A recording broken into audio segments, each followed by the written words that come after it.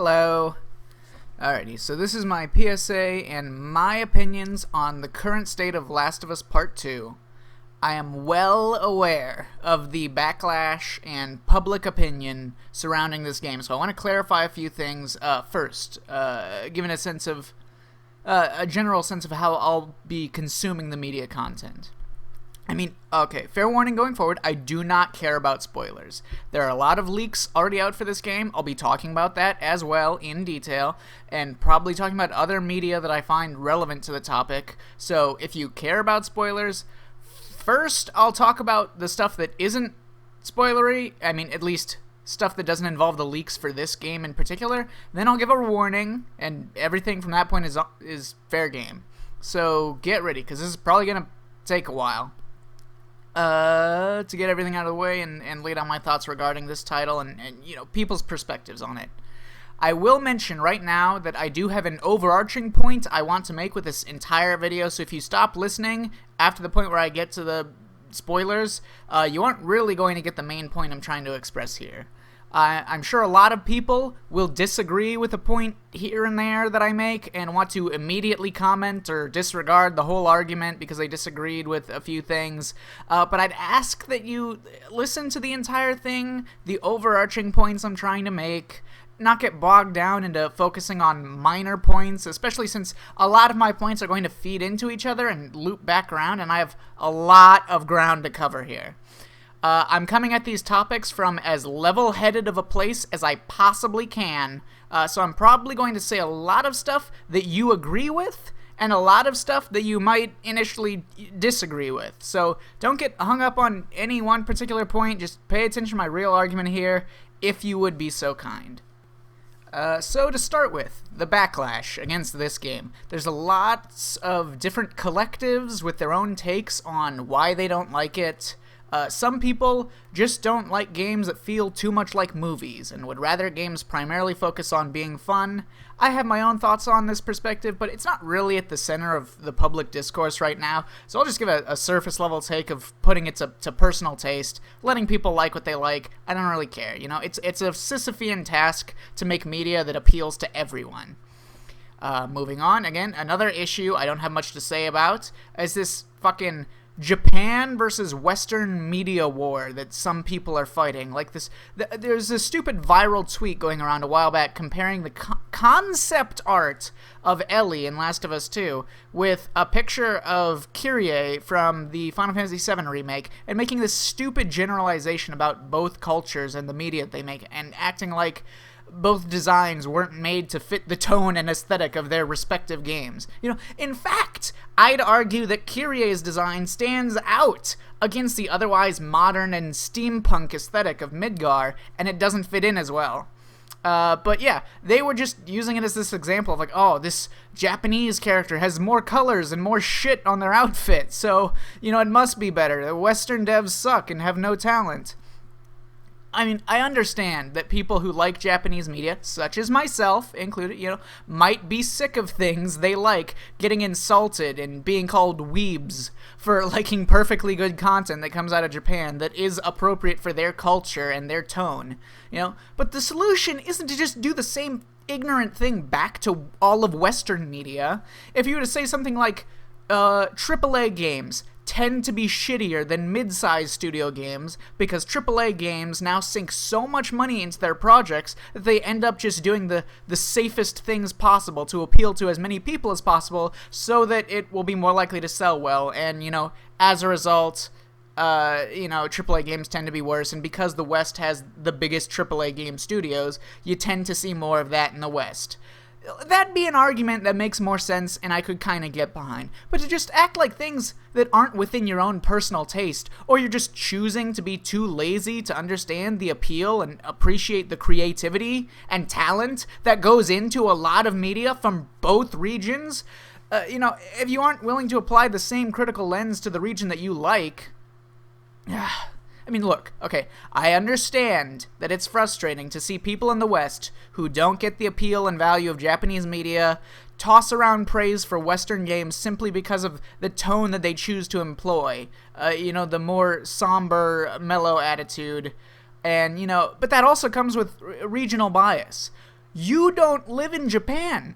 You don't interact with the general and casual portion of the Japanese consumer base. You have no idea whether or not many of the Japanese consumers share similarly stupid and misguided opinions as Western audiences do.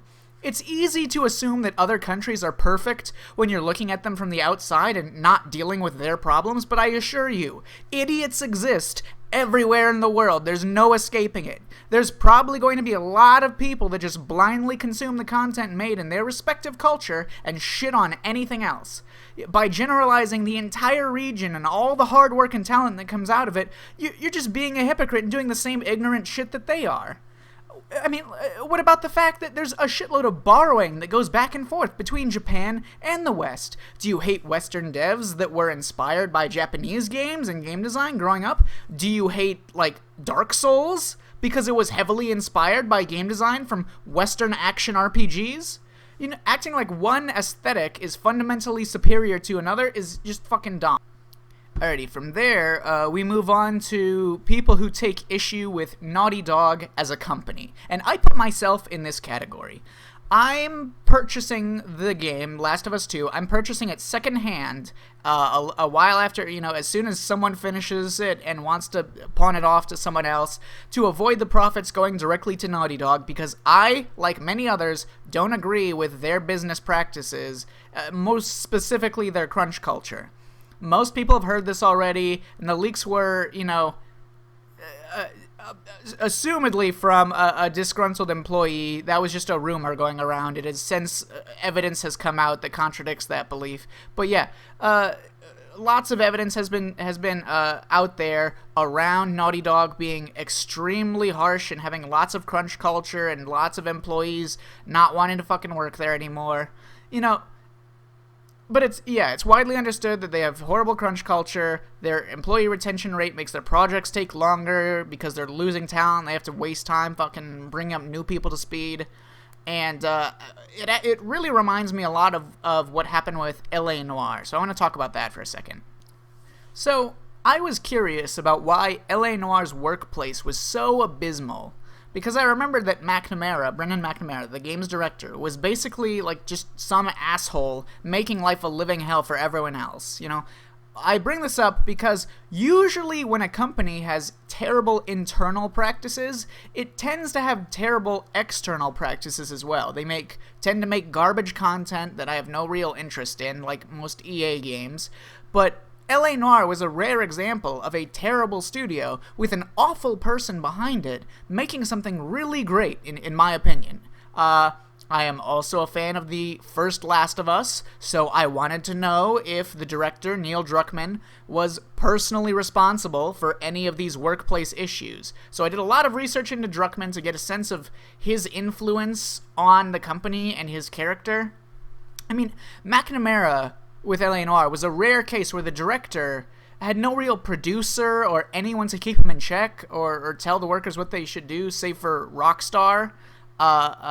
You know, in the last 2 years of LA Noire's development, Rockstar basically enforcing McNamara and all of his underlings at Team Bondi to work these insane crunch hours for the remaining entire 2 years of development. Here, I'll link Mac McMuscle's fantastic Wha Happun video on LA Noire below if you wanna learn more about that. So, from comments made by Druckman himself in interviews about Uncharted 4, he talks about how he used to be able to handle crunch better because he was young and passionate about what he was working on, but as he's aged, he's grown more and more tired of it, and he talks about needing to find a balance between passion and not overworking himself. So it seems like he views crunch culture as something that's totally normal or just the natural result of working passionately on something. But to be entirely fair, he's worked at Naughty Dog for like 16 fucking years. So maybe he's that much time working in the same place that has crunch culture. He just thinks of it as everyday game development, and he's already been fucking indoctrinated into that mindset. However, Druckman is currently the vice president at Naughty Dog, and I think he should be able to fix or stop contributing to some of these issues with that kind of power in the company. There's also just this toxic-sounding workplace environment in Naughty Dog where people are are accused of being homophobes or other attacks and judgments hastily just for voicing criticism or voicing their opinions about the project and what they're working on, suggesting that they change something. We'll talk about that more in depth in a second. But yeah, this was confirmed by various employees, and Druckman, I really think, should be in a position where he should be able to at least fix that sort of office place scrutiny, but that's not happening, so I don't know.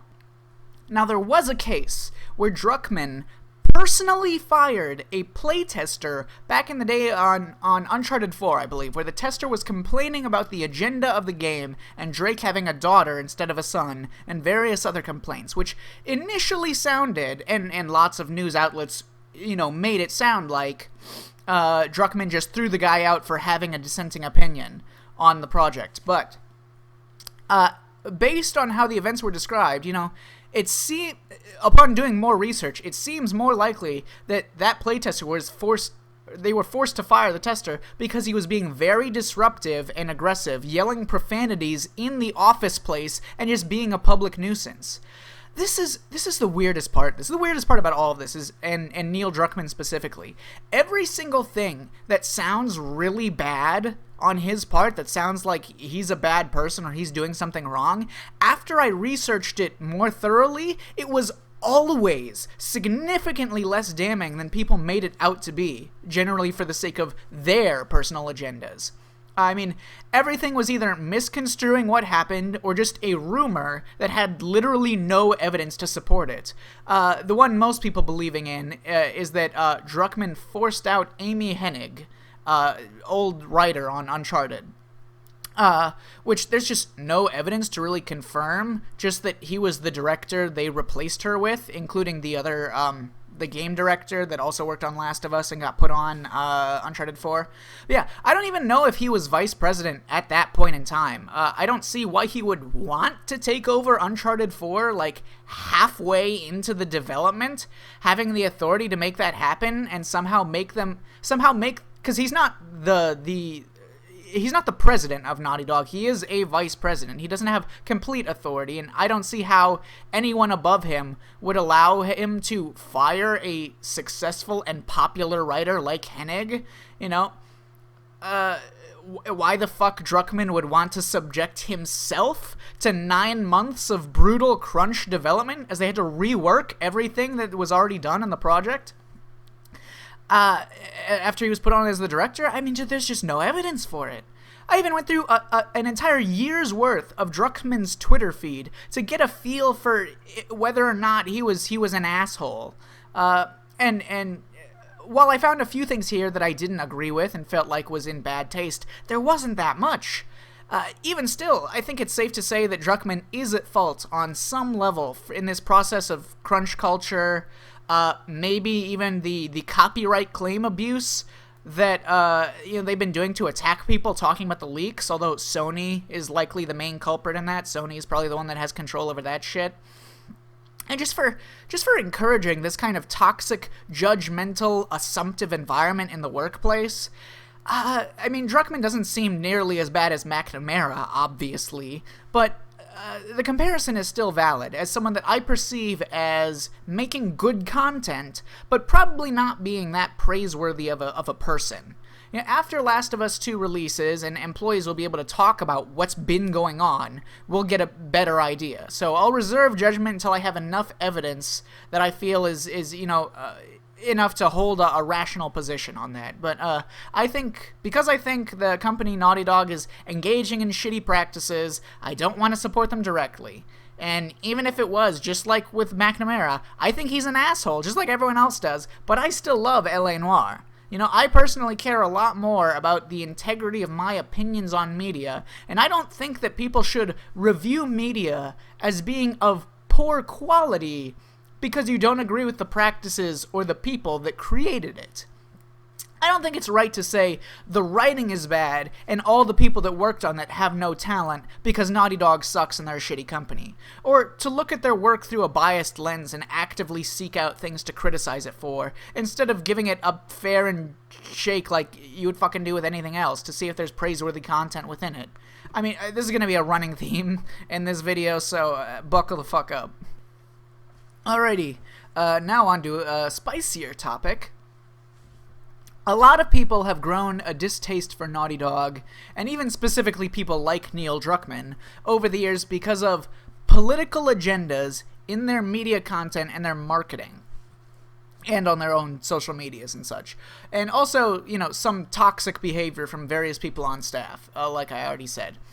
I, like many, really got into looking at Naughty Dog in this light after watching a really great level-headed video from Robin Gaming a year or so ago, called The Naughty Dog Agenda, which I will link in the video description below. However, there are a lot of rumors that go around online, and you should really look into which ones are true and which ones are just theories or outright misunderstandings. To talk about this, I really need to step back and discuss the larger implications of political agendas across all of media, because I completely understand why people feel this way, but I think the way it's discussed is slightly off base, a little bit off kilter. So again, to clarify, I'm with you. I think Anita Sarkeesian is a condescending asshole, okay? I think a lot of media gets used and abused by these forced, shallow ideas, and I think that there is, unfortunately, a significant force of people trying to destroy perfectly good media because they find it problematic in some way, and they believe that their opinion on this front is 100% correct, and that no one can have a different valid viewpoint. Okay, I'm with you on this. However, it's not accurate to say that politics is what's ruining gaming or any other media. Politics are not just issues like trying to desexualize women in media or promote racial or sexual diversity to, detrimental degrees. I would say most video games with some sort of story behind them have an agenda, and this is probably political or socio-political in nature. The point of writing is to express an idea of some kind, and if a writer wants to present a case for some particular political perspective, it's totally normal for them to do so. FF7 Remake recently came out, so let's use that as an easy example. FF7 and FF6, which has very similar story beats to FF7, are both stories about humans using technology to abuse the resources of the planet and the natural world, and treat nature as something to be burned through or something to conquer. FF7 is about a group of extremists who want to protect the planet, and while it's true that, the game condemns Barrett and Avalanche's deadly bombings on Mako reactors and frames them as being the result of Barrett attacking Shinra out of spite for the class divide that they created and not purely out of altruism, among other reasons, the game is still ultimately about a group of heroes going on an adventure to try to live in harmony with nature and only take what nature provides them, and, not abuse the resources of the planet. And the end of the game, where Holy is cast to stop Meteor, it's going to wipe out all things that are harmful to the planet. We aren't shown whether or not humans were wiped out, and we're left to question, based on all that we've seen, all the ways that humans have engaged in the world in the game so far, whether or not humans and their activity is really good for the rest of the natural world or not. This is absolutely a politically based agenda, quote unquote. This is what most of the story is about. The main difference? It's competent. It's interesting. It's handled well. It's not demeaning to its audience. A lot of famous and extremely well-regarded media is political in nature, even pushing similar feminist ideas, like the Scorsese classic film Taxi Driver or Mad Max Fury Road, both of which are very clearly feminist films. Upon examination, they have feminist political agendas. I'm personally a huge fan of Taxi Driver. It's one of my favorite films, and it is the epitome of having a direct feminist agenda, with what it's about, with all these interesting sociological ideas about how some men are subconsciously indoctrinated into obsessing over their own masculinity and convince themselves that psychosexual urges are a form of altruism rather than expressing their own ego, or how lonely men have difficulty finding a niche in society and desire affection due to their loneliness but cannot achieve intimacy with women. They habitually categorize women as Madonnas or whores, referencing Sigmund Freud's goddess whore complex that he's written about. All this really interesting shit, okay? It makes the topics of feminism genuinely interesting and is an insightful commentary. It's not shallow, it's not pretentious, and it's not condescending to its audience. Here, I'll drop a link for a good analysis of Taxi Driver in the video description below if you want to check that out. I mean, I'm a big fan of Kanji from Persona 4, who people debate whether or not he's actually homosexual, but that point isn't necessary to understanding his character. Now, Kanji is questioning his sexuality and struggling because he's been raised in a society to believe that it's unmanly to have any feminine characteristics or to be homosexual, which causes him to distance himself from people and hide his feminine traits and hobbies, and project himself as to what he considers masculine. Ending up as a troublemaker and a punk who's constantly running into conflicts with authority. Similar to Taxi Driver, Kanji is a lonely individual who, because of his loneliness, desires acceptance and intimacy from people, which causes him to perceive ordinary interactions as romantic or sexual in nature. He has a deep-seated hatred for girls because of a long history of girls mocking him for being unmanly and having feminine traits. He has anxiety surrounding that. He finds girls uncomfortable to be around, and he finds their stereotypical attitudes and personalities annoying. He feels much more comfortable around men, causing him to question his sexuality fundamentally. It's this fantastic case of irony where Kanji is trying to be as manly and independent and maverick as possible, being someone who answers to no one and disregards authority, but his entire personality and these choices that are ensnaring him into a life he's unsatisfied with are the result of him actually caring too much about the judgment of society and being completely controlled by it. I think it's this really interesting way to look at culture and social expectations, gender roles, and all of these things in a way that makes for an intriguing story and a great, lovable character. To say that just because a writer is clearly including characters meant to embody more progressive stereotypes means that the writing is automatically bad or shallow, makes about as much sense as the argument from the other side that you've probably heard, where, someone will state that something is obviously sexualized with a lot of fan service, and they'll state that it's just shallow and trashy and can't possibly have any real depth or significant artistic value to it. It's the same logic, or rather, the same lack of logic. When I think of shitty, forced, SJW propaganda, as some people would call it, I probably think of how Blizzard handled Overwatch as being a good recent example, where it really seems like they don't actually give a fuck about any of those social issues. I mean, okay, the people who designed the characters definitely did. There is no way in hell the person who designed Zarya didn't care about making that sort of female character. But I mean, a lot of the time when PR was starting to go bad for their game, they just announced some bullshit out of the blue, out of nowhere, like, hey guys, this character is also gay or autistic or non-binary, as a way to just get pats on the back from some portion of their audience. I personally think they do it just for positive PR and not because they truly believe in that sort of representation. Because of situations like the famous Blitzchung incident, and just generally how they seem to parade it around whenever they do it.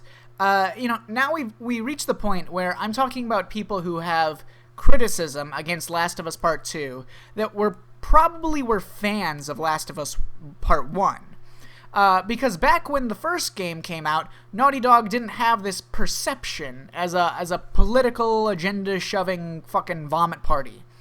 I mean, like Robin Gaming's video shows, like he talks about, there's a very good reason to feel some fucking cringy vibes from the way Naughty Dog is handling sensitive political topics in their PR.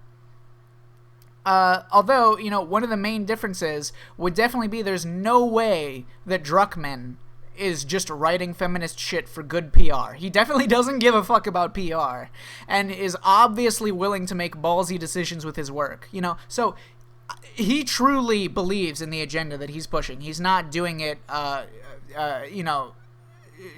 just to appease a crowd. But yeah, like I said earlier, I think that Anita Sarkeesian's rhetoric is horrible.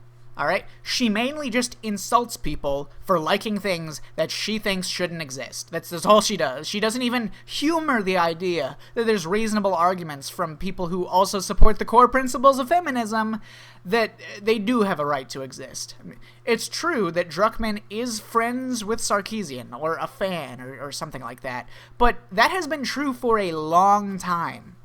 Druckman has taken ideas from Sarkeesian even when he was making the original Last of Us, the first Last of Us, in how he constructed multiple female characters that didn't fall into any classifications of serving a narrative purpose purely for a male character, or being sexualized for the male gaze, or falling into any stereotypes.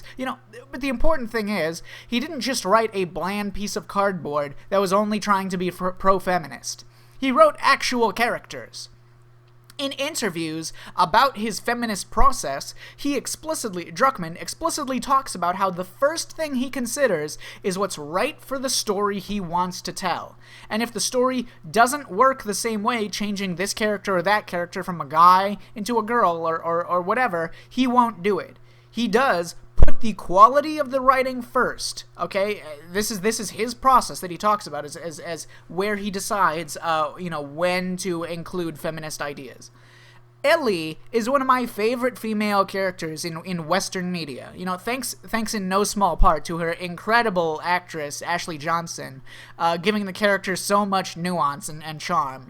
I'm not one to get immersed in pieces of fiction, so I rarely use this descriptor ever, but she really brings Ellie to life with her performance. And don't forget that Ellie is 100% a character derived from someone following the feminist ideas and taking elements from Sarkeesian. Okay, this is the main point I want to get across.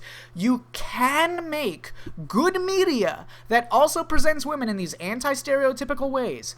I don't want to say these respectful ways, because I don't view, sexualizing women in media or that sort of thing to be disrespectful. I don't think that. Inherently, because I assume that the people consuming the media understand the difference between fantasy and reality. So a guy named Digibro, he and his brother Victor were doing a Let's Play of Twilight Princess, and one of the episodes involves this really fascinating discussion on this exact topic with sexism and anime, such as Kill La Kill and Skullgirls.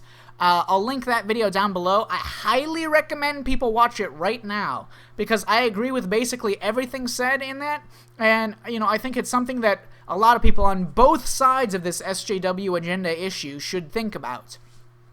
One of the main points that Digi makes is that there's two main problems with presenting women in media in a sexualized or second-class way.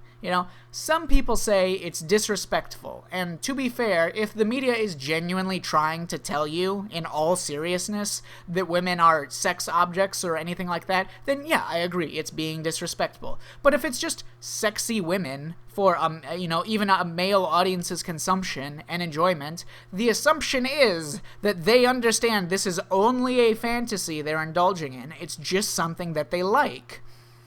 The other issue presented with portraying women this way is that if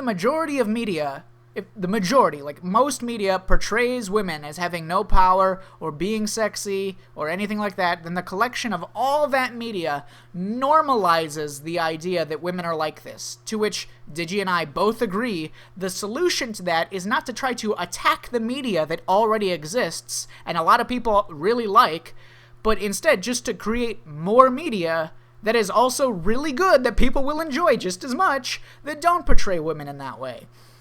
This topic is only about, female portrayal in video games. But the same concept basically applies to any other social or political issue that might be pushed. I'll link another video from Dronable that I mostly agree with down below about people throwing around the term phobic and not understanding that people who consume media get the difference between fantasy and reality. I mean, don't force things to be that way without regard for the quality of the media, but instead make things that are genuinely good, that include the stuff you want to present in a well-executed and healthy manner. I'm going to go out on a limb here. I'm going to say that the subject matter on its own is never going to be the problem with a piece of media. The problem comes from how the subject matter is handled. Is it well done? Is it insightful in bringing new perspectives into the discussion or topic? Is it shallow and condescending? I mean, don't pretend to be on the side of acceptance and tolerance when you're the one being intolerant of perfectly fine media and all the people that love it. And, recognize when someone is just trying to create something without attacking anyone else. Don't shame them or ridicule them for it if they're not attacking anything, if they're not attacking what you like. Now, on this point, I feel that Naughty Dog as a whole, is slipping here. I have never seen Druckman go out of his way to yell at any particular game or movie or anything like that to say that it's wrong for using some sort of stereotype.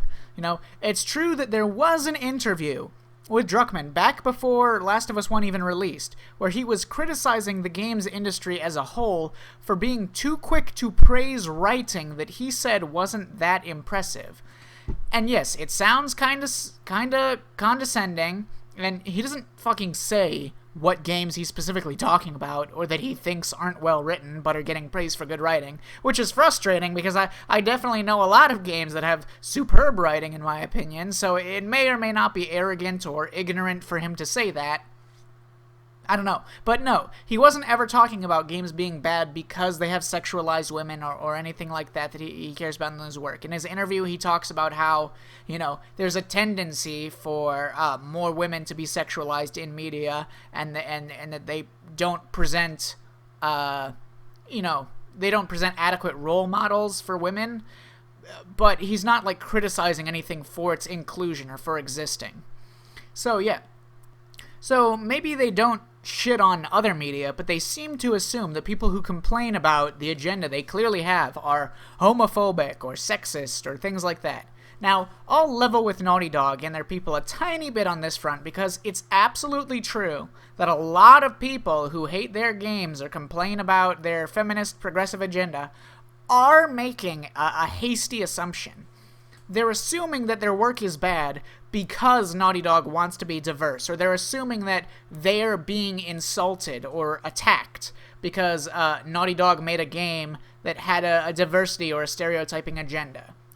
Probably because people immediately associate that sort of thing with bad writing or with attacks on things due to assholes like Sarkeesian, where feminist agendas and being a fucking asshole tend to go hand in hand a lot of the time. But not all the time. And I think it's silly to look at a game like the first Last of Us and act like it's doing something bad just because it's very clearly feminist. The characters are good, Ellie is goofy and charming, has personality, the game isn't insulting other media or the people that like it, so I think it's hasty for someone to look at that game and accuse Druckman of doing something wrong. You may not care about adding diversity to media, and that's totally fine. Okay? But just because Druckman does care and is making good content under those guidelines doesn't mean that there's something to lash out there, So with a lot of people making hasty assumptions about their storytelling in games and Druckman, it's unsurprising that Naughty Dog and their people would also make hasty, stupid assumptions right back and think that all the people complaining must be incels and homophobes. I'm not giving them a pass for this. It's definitely wrong. But a lot of people do this kind of shit on both sides. So it's unsurprising that they'd make this false assumption about the criticisms levied against them. On this topic, it's also important to point out that this is all on the internet, where you don't get the most reasonable and nuanced positions on any issues. You mostly see the loudest, most vocal group of assholes, and it makes it seem like way more people are toxic than is actually really the case.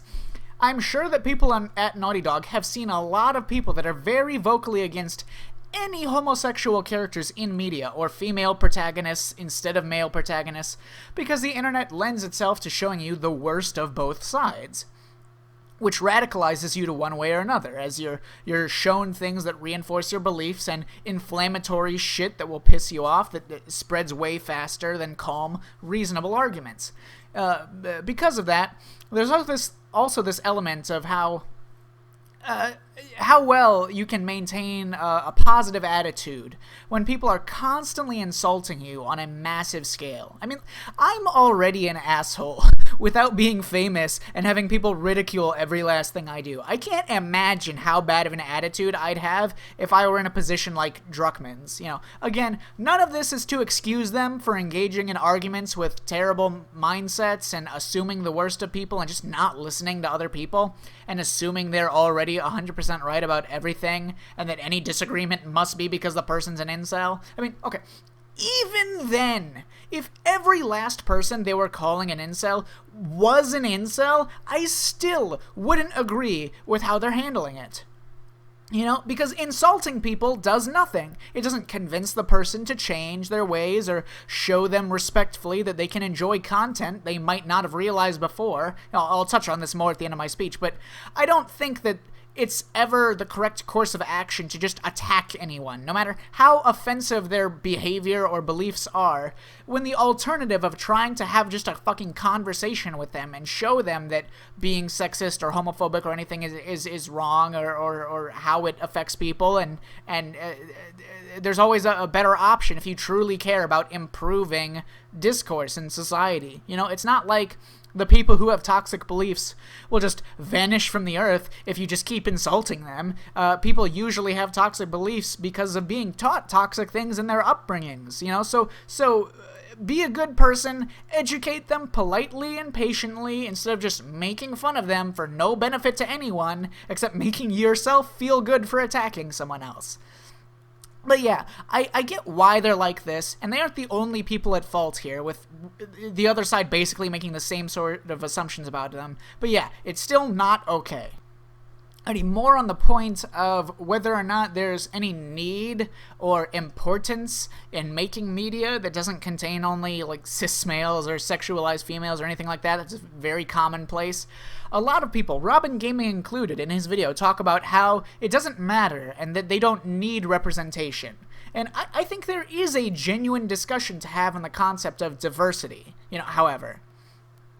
Like I already said, and will continue to iterate, it's not logical or acceptable to claim that things that already exist and people already like should go away.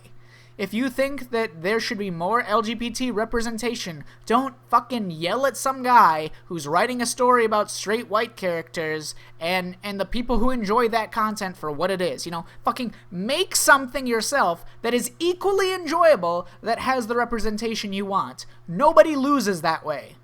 So, is diversity even important in the first place? Well, I want to talk about audience for a second. As I mentioned, that all media is made for a specific audience, not everyone, you know? Rather, there are things that try to appeal to as many people as possible, but usually those things are just trying to make as much money as possible by doing so, and not because they have something meaningful to share with their audience. I mean, stepping away from gender or race or anything like that, think about game difficulty, like Dark Souls, Super Meat Boy. These games are not made for everyone, and they shouldn't fucking have to be. But people like myself, who love those games, really love those games, you know, it makes a big difference. You know, one of my favorite YouTube videos ever is from some kid I don't know that well, but he made an hour-long video talking about how impactful Night in the Woods was in his life and his worldview, because it spoke so specifically to him, as it's a story about a socially awkward character with severe social anxiety in a real, very real, down-to-earth kind of way. And it's not a game that will be appreciated by everyone, but it has value because it mattered so much to that guy, you know? I am personally of the belief that media that appeals to a small group of people, but is extremely impactful, is a more valuable piece of media than something that appeals to a huge group of people, but they're just kind of, entertained by it and then move on. There's another story that stuck with me about a little African-American girl who read an illustrated children's storybook for the first time that had a black character, a black girl as the main character, and it was the first time she'd ever seen a kid, a character in a story that looked the way she did. There are consumers out there that would empathize more and connect more with a non-sexualized female character, such as, Ashley Johnson was very proud of the fact and loved the character that she got the opportunity to play Ellie, as, she gave a speech upon accepting some award, I forget which one. So yeah, there's a perfectly valid artistic reason to make something that appeals and is impactful to that audience. As someone myself, diagnosed with autism at a young age, while I like all types of art and I try to understand as many appeals as possible, often I find that some of the most impactful media to me is what communicates an understanding of that experience growing up with math and logic-oriented brain, but some social ineptitudes and such as games like To the Moon, for example. So I think that there is value in making media for people that may not have things specifically tailored to them very often, if it's done in a way that's good and powerful. Some might claim that Naughty Dog used to make games that appeal to you, but now they don't. But here's the problem with that argument. Say I become a fan of some YouTuber who makes video essays talking about art and media, as I am one to do. And I like their content at first, but for some reason or another, I stop liking them over time, and then I start acting like they should be tailoring their content to me and what I liked about the old content. This is absolutely consumer entitlement. One example of this is from Danganronpa V3. Spoilers, by the way. Just fucking throwing that out there. The entire Danganronpa series is full of murder mysteries and weird revelations and shit, but really the point of the writing is all about meta commentary. The game is using tropes in anime, manga, and games to make fun of the way tropes are used, the conventions of tropes, the overuse of tropes, and twist those tropes around to make them interesting and unique, to turn them on their head, to use your understanding of tropes to drive your expectations, okay? Essentially turning something tired and boring and overused into something fresh and cool. And it's constantly making commentaries on the genres that it's referencing and breaking the fucking fourth wall.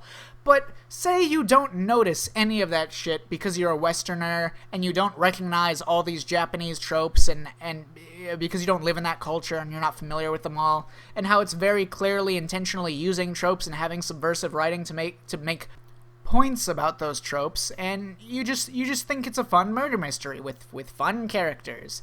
But then you get to the end of V3, where the reveal is that the whole game was actually fiction, and it's a meta break moment where the characters understand that they are characters in a fictional story, and you think that this is uncalled for or unjustified because you weren't paying attention the entire time to the entire series that was constantly making meta commentaries with various character tropes and story tropes, such as the it's all fiction trope.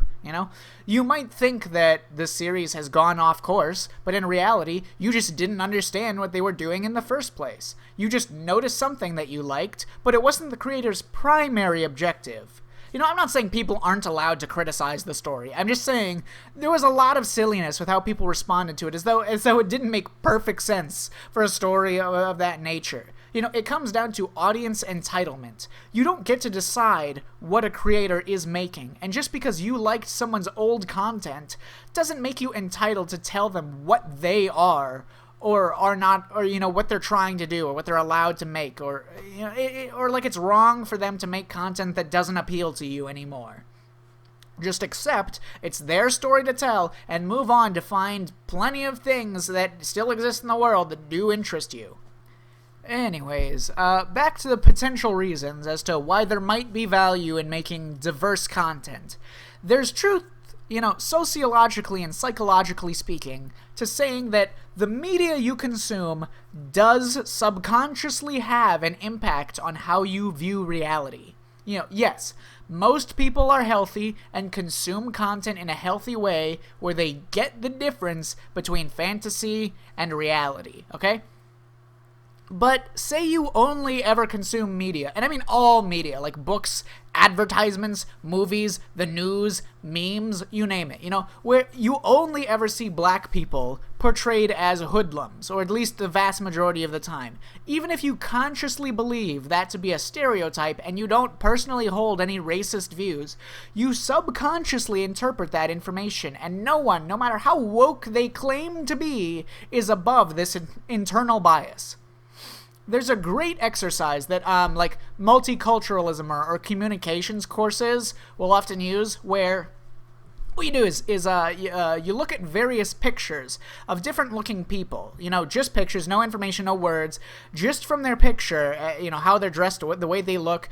You have to come up with an extensive backstory on that person, come up with their name, come up with their family relationships, their occupation, habits, birthday, and so on. And and you have to formulate as much information as possible on this person that you're just looking at a picture of. And doing so reveals the way that you tend to think when you see certain things, how your brain makes judgments based on stereotypes.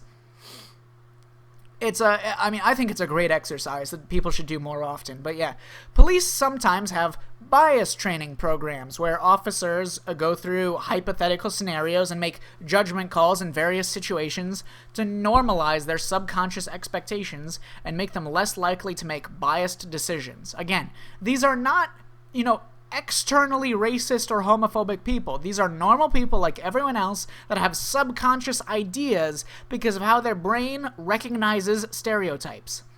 Media as a whole is extremely powerful within culture, okay? A lot of your personal beliefs, like the idea that you're special because you're an individual, or any basic thing you've been taught to believe growing up and constantly informed and reinforced by the media you consume every day, It's short-sighted to think that media doesn't impact your thought process, even if you're aware of the difference between fantasy and reality. So I think it's perfectly reasonable for someone to think we should make more media that portrays women in a way that's less stereotypical, and taking the argument of the problem with that is taking the argument of violence in media makes the people who consume it more violent argument.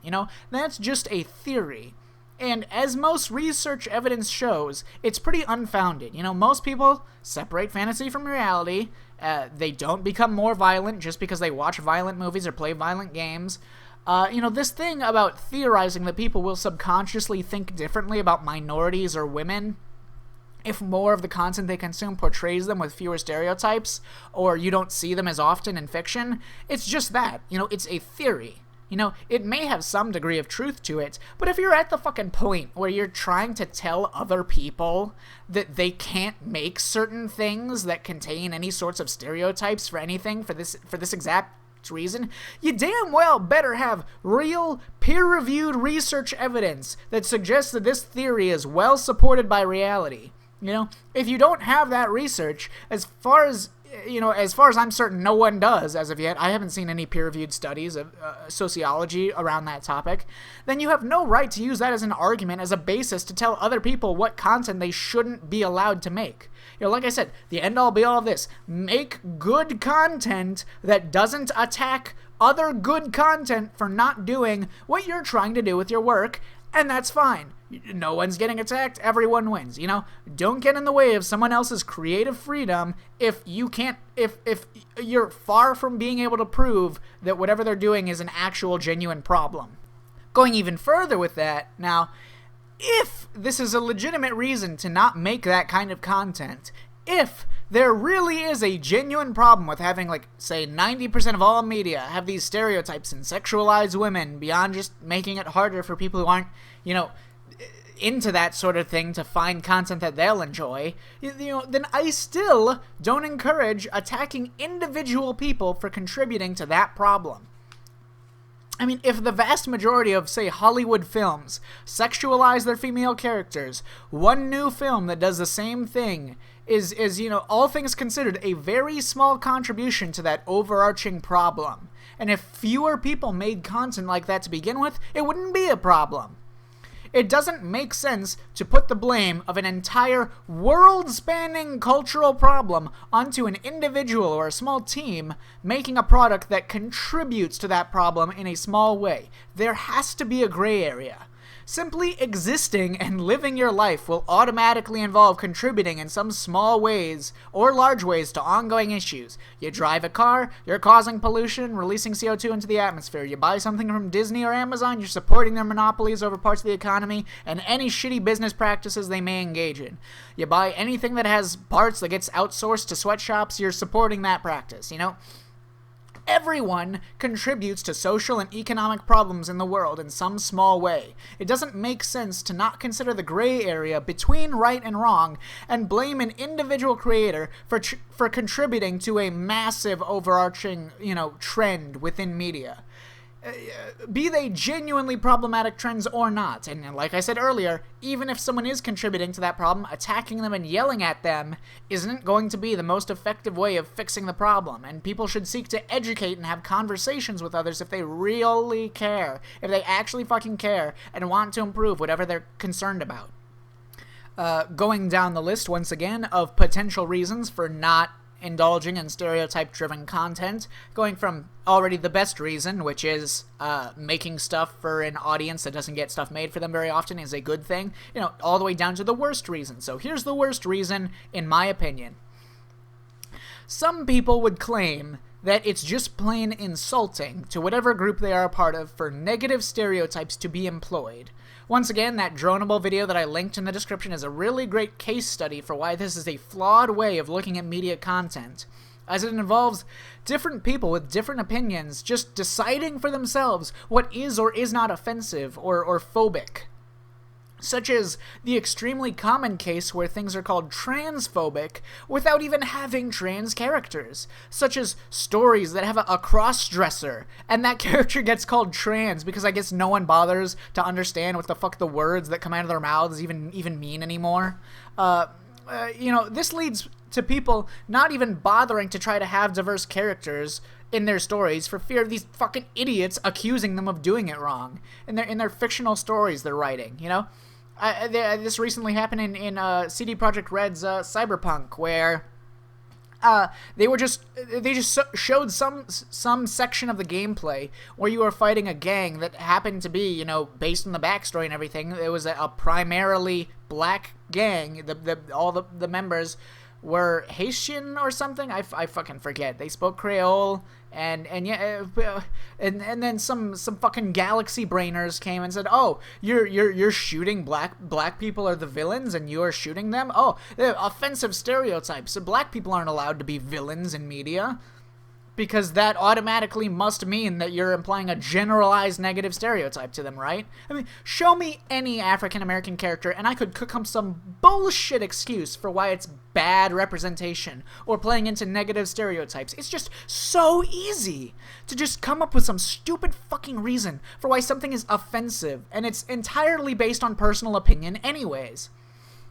When you're going out looking for things to find offensive, you're always going to find something that you can use as an excuse. You know, furthermore, it's often, I find, more offensive to the group you're trying to fight for by criticizing these things. You know, take, for example, the sexy versus sexist video I linked below from Digi and Victor, where someone called Skullgirls sexist because many of the girls in the game are sexy. Okay? And how it's more demeaning to women to imply that it's wrong for them to be sexy or that they aren't allowed to be sexy. You know, it's way more offensive than it is for the game to have these sexualized characters in the first place. I'd say it's more offensive to trans people to call cross-dressers trans or transphobic at the drop of a fucking hat than, you know, whatever the thing you're trying to find an excuse to call offensive actually is. You know, it's fiction, it's fantasy, it's not real life. You know, people who play Dead or Alive beach volleyball know that it's dumb. It's marketed as such. It's just something that they enjoy. They probably don't think of women as bikini models. They're just heterosexual males who find things attractive like any healthy human being would. They're just indulging that attraction a bit. You're far more likely to be insulting to others by telling them how people are allowed to live their lives or what they're allowed to create in their fictional stories than you are to actually help improve anyone's life by doing so. I, as a male, don't begrudge media or entertainment that involves male sexualization, and I know that you could just say, yeah, but women aren't marginalized, or women are marginalized while men aren't, but, then we come back around to the fact that it's not the actual content itself that's insulting or offensive, it's that you're concerned about how people consume the content, and what they think about those stereotypes, which just leads back to my previous point, an argument about whether or not you think that people's thought processes are influenced by media that they're consuming in that fashion. And without research evidence to support that theory, it's exactly the same thing as saying that violent media needs to go away because it encourages violence despite no real evidence to support that theory. There's also the element that you can just say that straight white men can't empathize with what it's like to be stereotyped and marginalized, but I imagine that most people, in one way or another, have experience with being generalized or people making stereotypes about them, be it for their hobbies, their beliefs, the crowds that they interact with. I may be a white guy, but I'm also autistic, I'm a weeb, I'm in all these sorts of communities, and I can say with certainty, that sexy women in media are not inherently sexist. Even if they're only made for heterosexual male enjoyment, calling these things insulting is rarely ever a valid or logical criticism. And the people who call everything offensive are usually shooting their own agenda in the foot by doing so. Yes, there absolutely are real toxic, intolerant people in the world. Less than people who call everything offensive think there are, and more than the other side will admit that there are or thinks that there are. But that is not an excuse to just generalize and make assumptions about people like, oh, you like games with sexy women in them, you must be an incel, and you support this toxic, demeaning practice. Have a level head and really consider if there's merit to what someone else is saying, or if what you're doing is actually helping anyone or improving anything. This goes for both sides. This actually happened very recently, within the past couple of days, with Samurai Shodown. They released a new character for the game named Iroha, who is based on a cultural myth about a sort of idealized dream woman that turns into a crane or some shit. In any case, the character's very obviously sexualized, and the official Samurai Shodown Twitter account tweeted out something along the lines of "horny on main" as a quote, or something like that, to that effect, in regards to their sexy new character being added, and people have a problem with this. But I asked, where is the logic in that? Someone I saw said that brands shouldn't conduct themselves like that, and that it makes people uncomfortable for a brand to talk about or make jokes about being horny or male sex appeal. But once again, where is the logic in that? Would you say the same thing if it was the official Twitter for Honey Pop or Subverse that constantly post that sort of thing because they're making a product specifically for goofy, lighthearted sex appeal? Why is catering to sex appeal fundamentally different to any other appeal of a piece of media could have? Because the characters have to be women for a game to have male heterosexual sex appeal, and therefore it's insulting to women to make something that men might find sexy? That's just silly. Because people are attracted to something doesn't mean that they don't recognize what it is they're getting out of it. People who just want sex appeal don't view actual real women as sex objects in the vast majority of circumstances. It's just a requirement for them to find something attractive that it at least sort of resembles the female form. Why are we demonizing basic human instinct? Sure, if Samurai Shodown made a sexy girl appeal to a hetero male audience's sense of sex appeal, you might not enjoy that in the same way because you aren't part of the audience that enjoys that specifically. Maybe you don't enjoy any type of sex appeal in media at all, even stuff that caters to what you find attractive. But why try to twist it around into it's uncomfortable, or, to allow other people to indulge and enjoy something they like? Are men not allowed to find anything attractive or to be attracted to anything? Is it somehow hurting you for someone else to enjoy sex appeal in a fictional fantasy setting? If you don't enjoy the content yourself, you don't have to. No one is telling you to join in and enjoy something you don't like. Well, I mean, some people might, but I'm not. I personally don't mind watching shit like Magic Mike or anything catering to female heterosex appeal or gay sex appeal or anything. I wouldn't personally seek it out, but on what basis do you have to act like the Sam Show Twitter can't joke about the sex appeal of its character? You know, are you really going to follow through with that logic and apply it to everything in the world, even burlesques and pornography? You know, if not, it's simply a contradiction. It's an illogical argument. I will support any woman who is getting treated like they're supposed to be sexy or catering to male desires, anyone being an asshole and actually harassing or disrespecting real people in the real world. Okay? I'll support them. But acting like people that enjoy fictional content and want to indulge their sense of sex appeal, acting like they're in the wrong and that they should stop enjoying things they like or stop talking about how they enjoy it. That's missing the mark of what the actual problems are by a wide margin, and it makes people less sympathetic to the real issues that women continue to face day to day, like even within Samurai Shodown and the greater FGC as a whole. I went to EVO last year, and on the night of the finals, there was an EVO after party where several women actually got date rape drugged at the party by some disgusting fucking grease-stained piece of shit. That is a serious problem.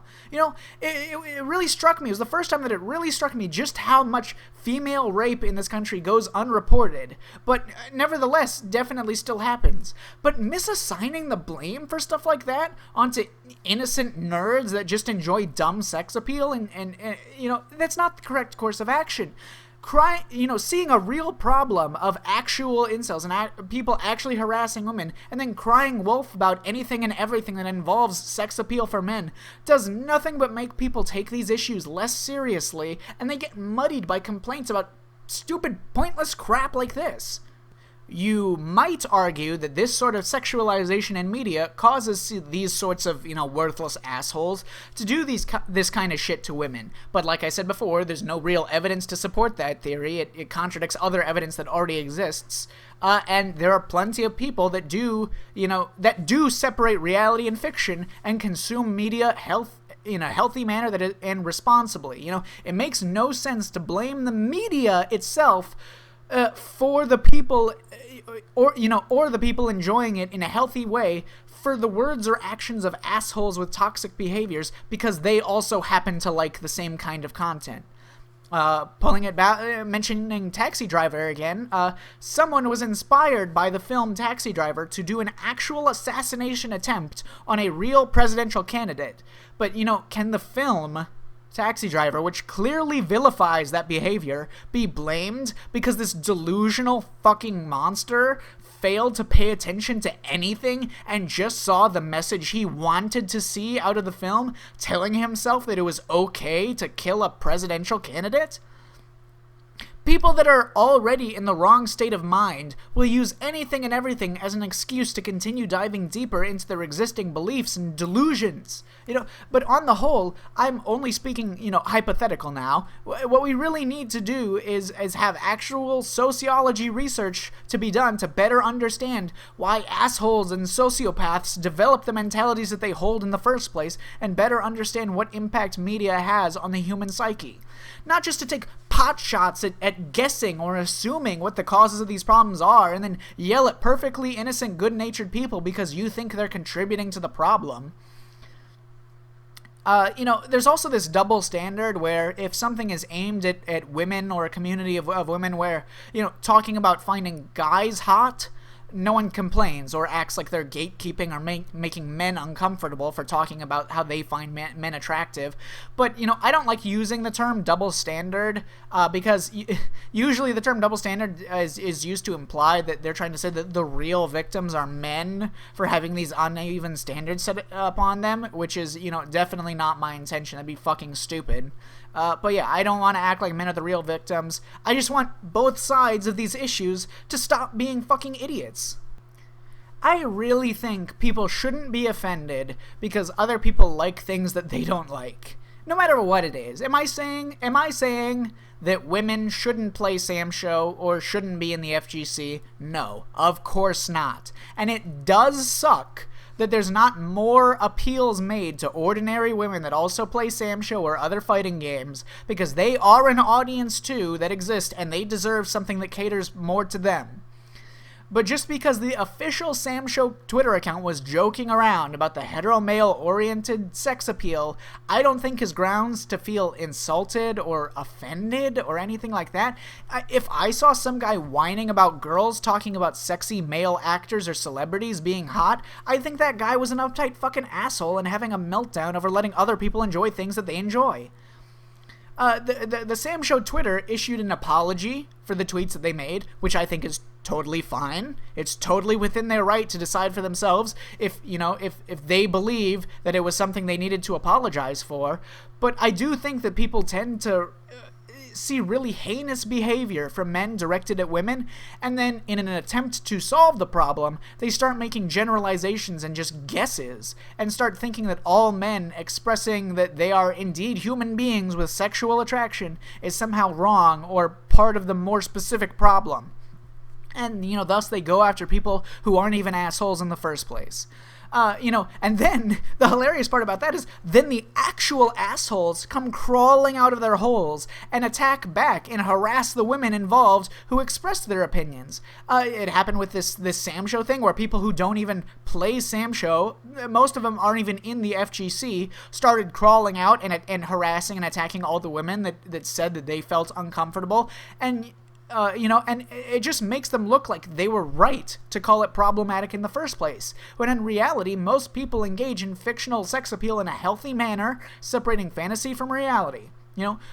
Really just take a step back and see if enjoying it in the way it's meant to be enjoyed actually involves offending someone. Like, okay, for example, a racially stereotyped character that has an over-the-top bad accent and in a game, and the game is clearly making fun of the minority, meaning that they are seriously implying that that negative stereotype is accurate, and they're poking fun of at that minority whilst believing that negative stereotype. That is a case where the stereotype is serious, it's not sarcastic, it's genuinely insulting people.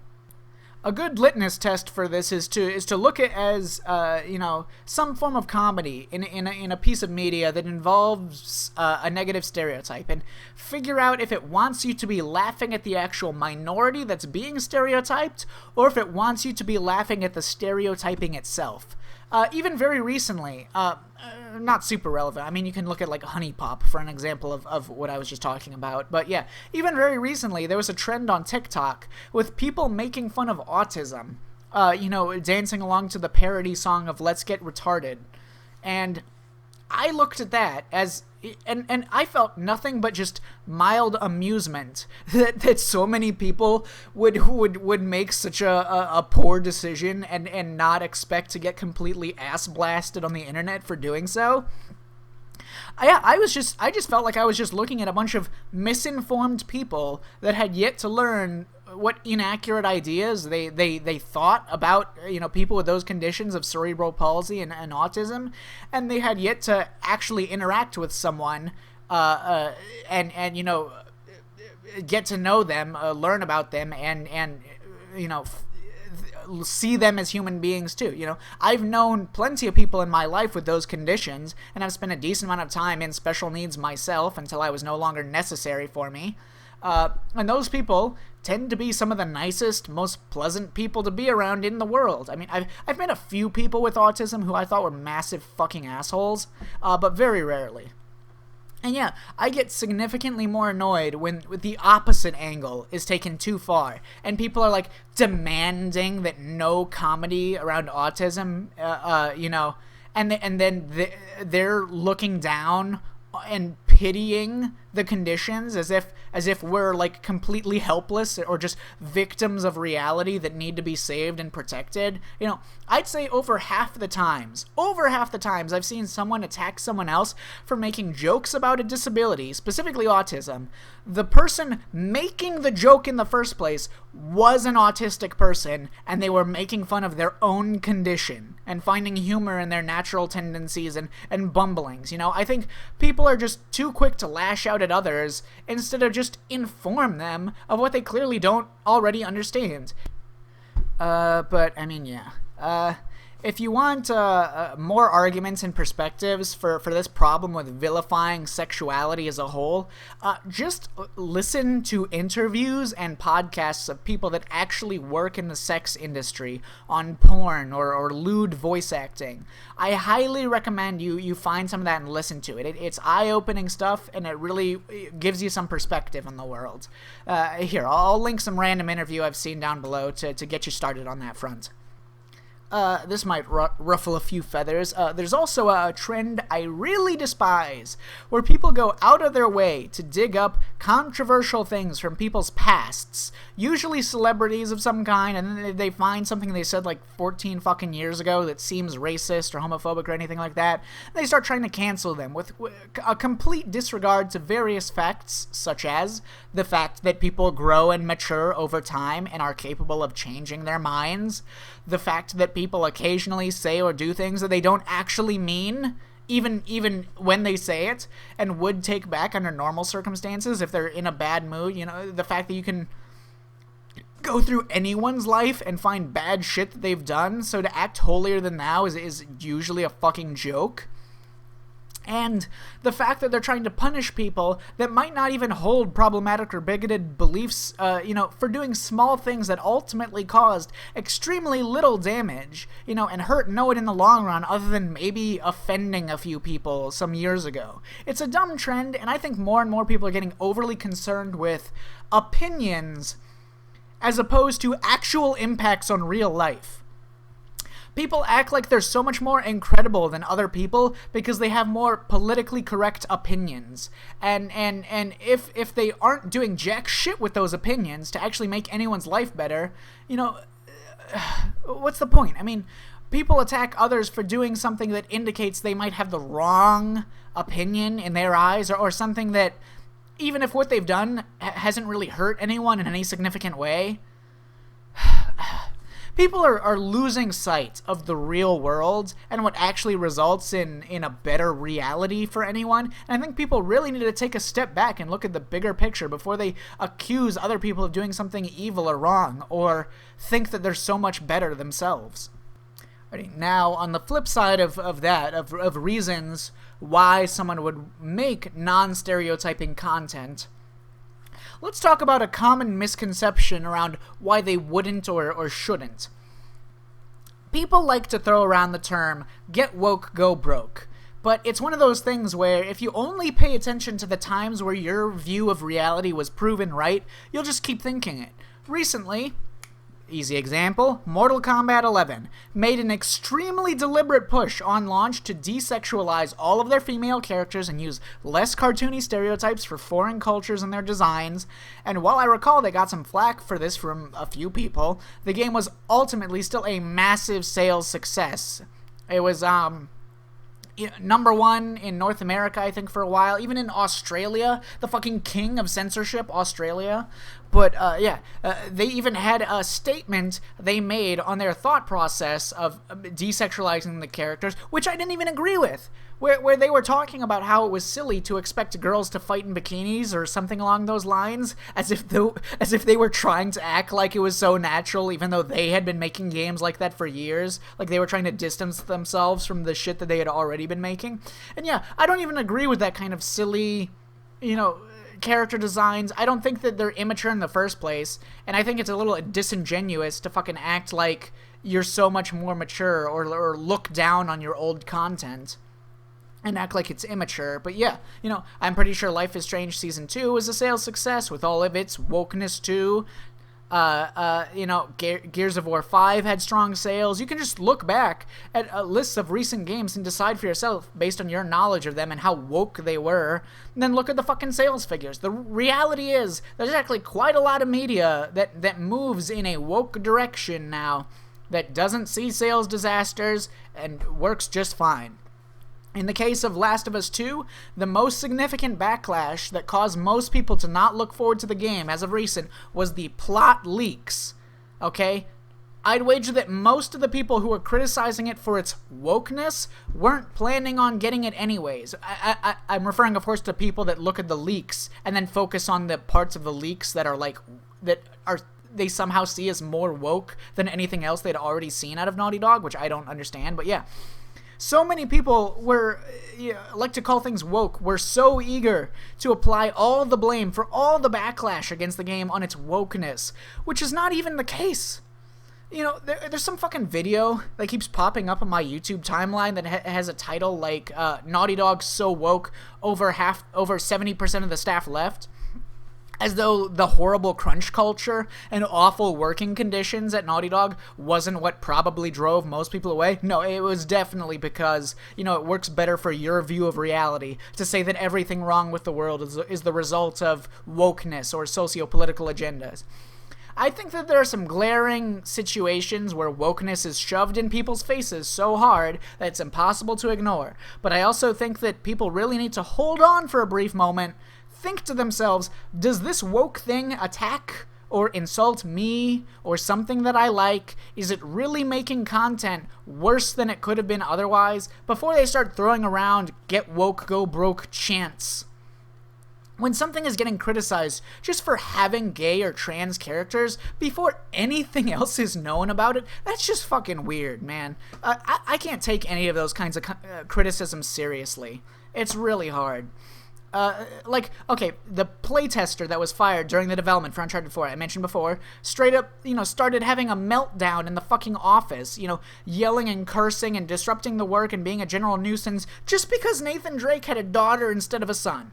Alright, I don't think he's sexist or homophobic or any term that might get tossed around carelessly, but I do think he was one of those people that's only paying attention to wokeness when it turns out to be bad, or turns out to be insulting people. So the mere idea that Naughty Dog was making more characters female was enough for him to instantly assume that there was something morally wrong with what they were doing with the whole game, and then started throwing a fucking temper tantrum in the office. Bringing this full circle all the way back to The Last of Us, I don't think that Druckman being friends with Sarkeesian or whatever we've seen so far is enough to conclude that the political, quote-unquote, political content of the game is shallow and annoying, or if it has something interesting to say or not. That being said, the way the marketing has pushed it, I can totally see why people would assume it's the bad one, the bad side of that. I myself, am starting to expect more and more that it'll be handled in a cringeworthy manner, alright? Starting an E3 trailer with a big reveal of Ellie's new lesbian relationship, and that's basically all that's happening on screen, feels like they're talking down to the audience, treating them like children, or even daring them to complain about the agenda so that they can call you an incel or something. That's what it feels like. And I'm also pretty sure that something similar to that happened with some of the staff members on social media. That's literally exactly what they did. That's not a good look. Okay? This is the aspect of The Last of Us Part 2 that I am the most unsure about going into, because I know that Druckman already had these feminist influences when he made the first game, and he still had the awareness to make an actually good game with actually good characters, but I also totally get why Naughty Dog as a whole feels like they're being very shallow about their agenda pushing now, and on the whole, I know more about Druckman's, directorial style from various interviews with him and the actors and other staff that talked about his influences in the project and how he would act. I don't have enough reason to doubt his talent, to write off what I'm seeing as, yeah, the game is definitely going to just be shallow garbage. And, so that's where I'm at with this. I'm cautiously optimistic about it, but I will definitely join in the criticism if I examine the game in a very thorough way, fair-minded, level-headed, thorough way, and determine it to not have significant depth.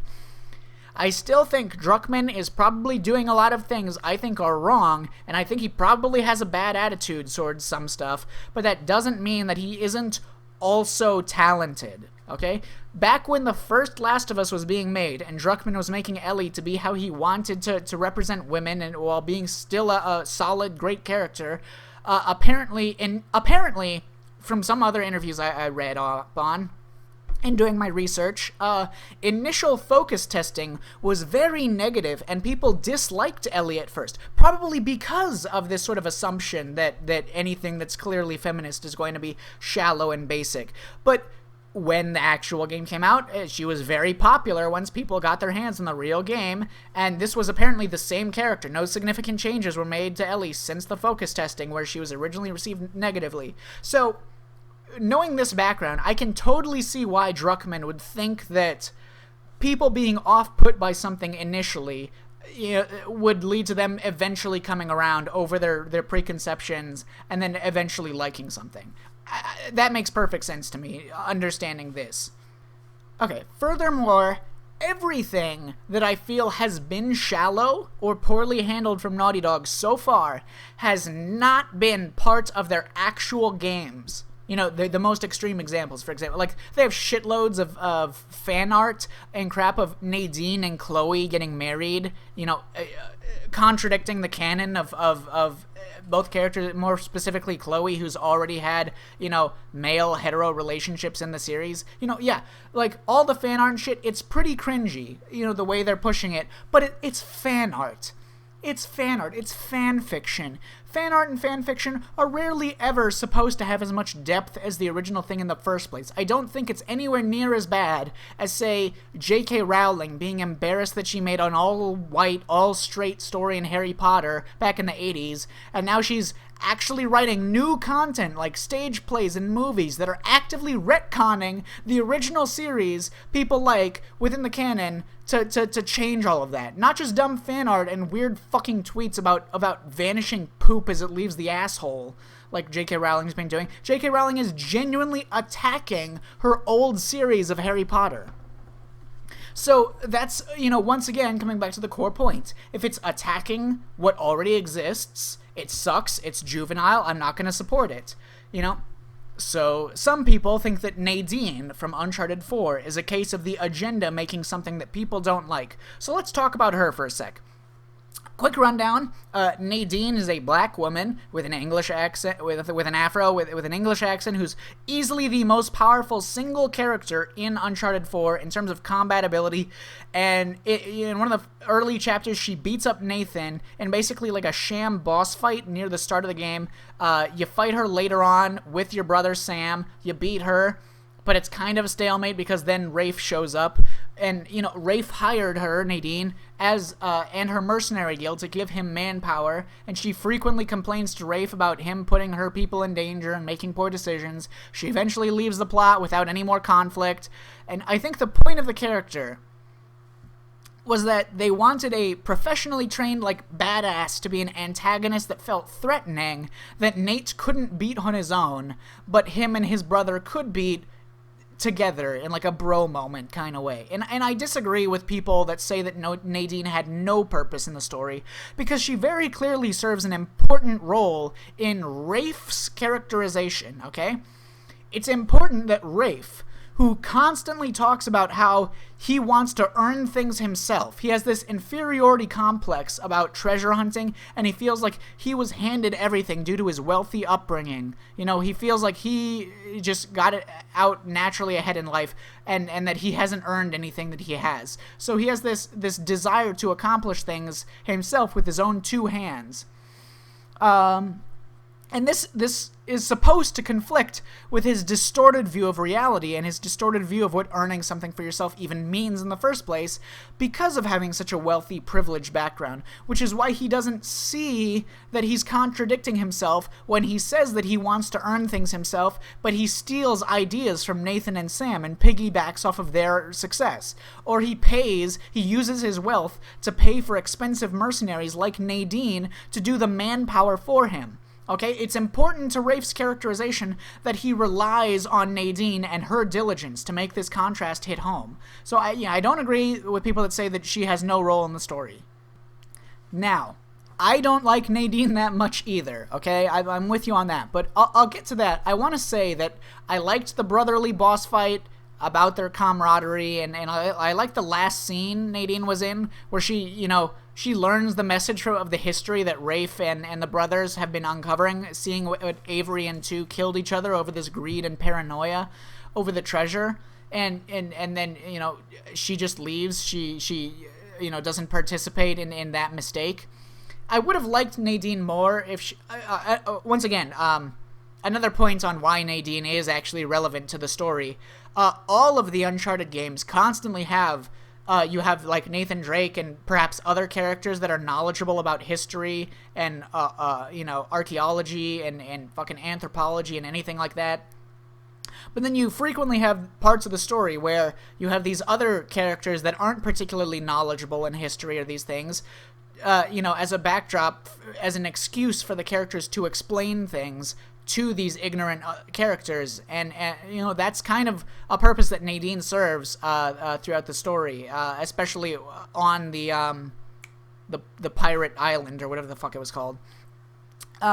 Where Nadine doesn't know jack shit about history, and it's, that character exists as the excuse for the other characters like Rafe and Nathan to talk about history and explain it to people. But, so anyways, I would have liked Nadine more if she was clearly ignorant of history to begin with. She started getting more and more interested in it as the game went on, about the actual stories they're uncovering, lessons they were learning from history, and presenting more of like a distinct character arc regarding it.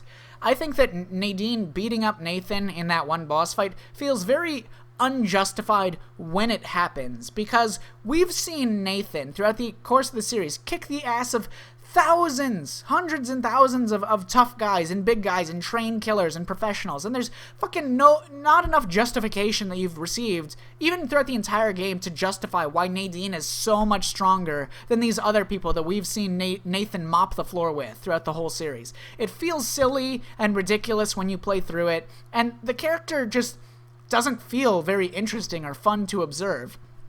The intimidation that they likely wanted the character to have just doesn't work out, because it's not very believable, and as such, people feel like it's just a bad attempt at shoving in a strong woman to beat up a white man, I think they just wanted to add a badass character. Understanding the way Druckman writes these stories, they wanted to add a badass character they hoped would become an instant fan favorite, since they were clearly planning on releasing DLC with the character shortly after the game launched. And the way Nadine exits the story without having much of a conflict or a climax seems to imply that this is what they planned for the character all along.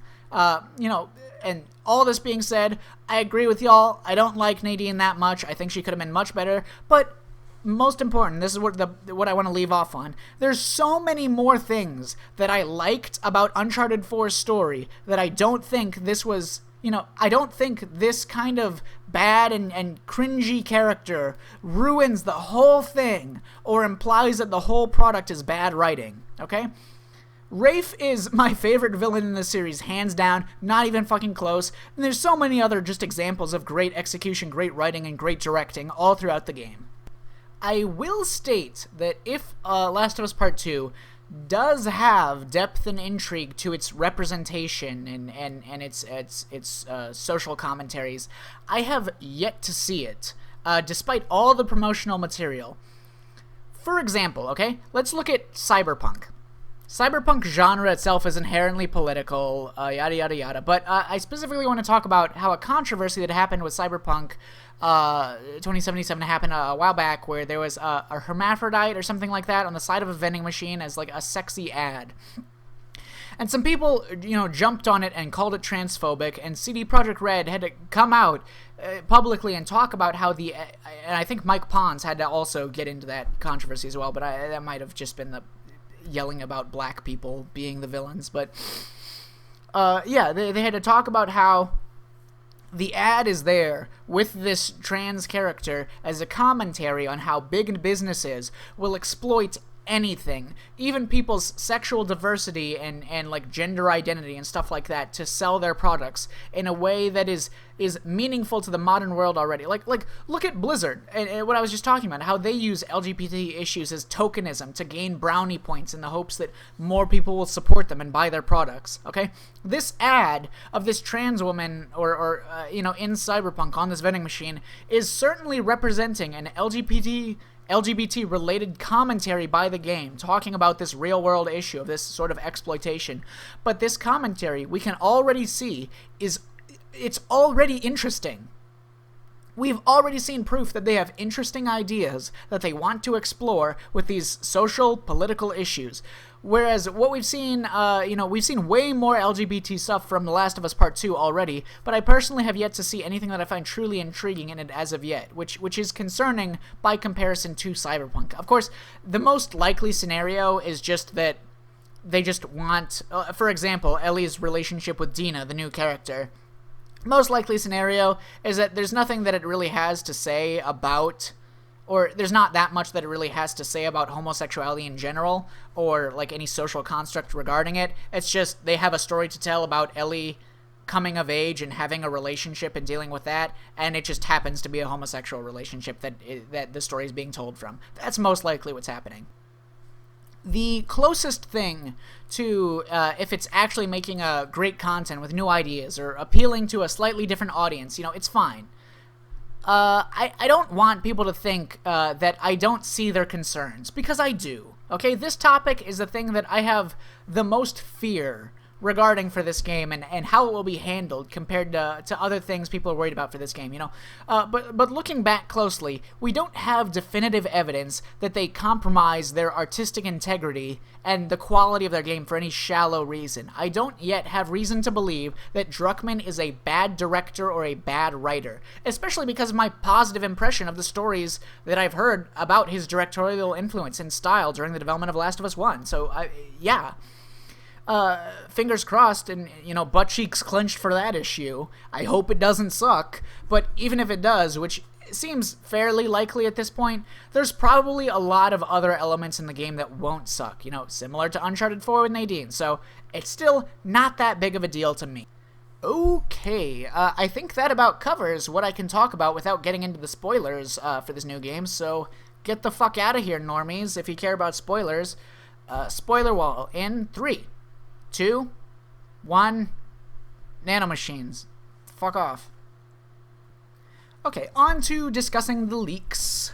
Real quick, I want to say I fucking love Young Ya, who is one of the first people I saw to break the story about the hackers having leaked the dev footage, or at least the hackers having gotten access to the dev footage and then perhaps someone else getting their information and leaking it as the story goes. I have nothing but respect for the few journalists on the site with integrity and a level head out there, not just taking one side and getting heated or joining in on the mob mentality because it helps you get views and makes more extreme headlines that grab attention of people.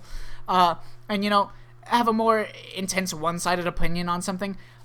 Modern journalism is weird because of how commonplace it's become to accuse people of spreading lies or fake news. And there is some merit to that, especially with how some of these people are. I watched a few videos to get a sense of people's perspectives, and really understand what everyone was thinking. I care about listening to opinions that I don't necessarily agree with initially, so I listened all across the board from different people, and I gotta say, it's just fucking sad when I see people acting like journalists, but they have so little integrity that I somehow did more research than them to know what the fuck I'm talking about. I'm just some asshole who lives to analyze games, books, and movies, and TV shows and shit, but yeah, it's weird how people will accuse a journalist of spreading lies just because the facts that they're reporting or the leads that they're reporting on didn't add up to the fan fiction you were writing in your head. Like guys, you don't need the leaks to be from a disgruntled employee to confirm your worldview, okay? There's already enough evidence of shitty workplace conditions to not like Naughty Dog. Do you really think that claiming motherfucking Young Ya was bought off by Sony by sending him a free early copy of a $60 game makes you look like you're not insane? Obviously, I'm not speaking for everyone that, had criticism or anything, but my mind has been fucking reeling since I saw that, and I just had to bring it up. But anyways, yeah, Young is a Chad, and it's genuinely impressive to rest upon your principles in the age of angry internet mobs drawing a conclusion as fast as possible as soon as they see anything, instantly believing it and then fucking running with it, and, having instantly decided that the conclusions that they've drawn upon to be the truth of the entire universe. Hats off to Young and others like him. Okay, alrighty. The next topic is something else. A lot of people have been criticizing about this game based on what we know, or at least what we can assume with a fair amount of accuracy. This is regarding the new playable character Abby, killing Joel, potentially around halfway through the game, and then hunting down Ellie for the rest of the game. Or at least that's what the timeline of the leaks sort of alludes to. Some of it more confirmed than others. A lot of people are upset that the characters they liked in the first game are getting killed, and potentially by the player's own hand. Now, I think it's totally normal and healthy to get invested in pieces of fiction. I'm basically just gonna parrot fucking Moist Critical for a bit here, but I truly believe, or I truly agree with it 100%. I think that it's understandable to be upset or feel negative emotions because a fictional character dies or meets some tragic end or goes down some dark path.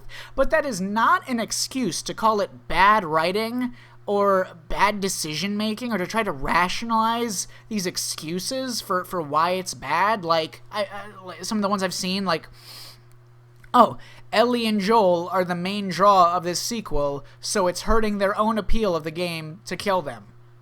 No, the main draw is not a particular character or anything. The main draw, as it should be in the case of literally anything ever fucking made, is going to be good writing, good gameplay, good game design.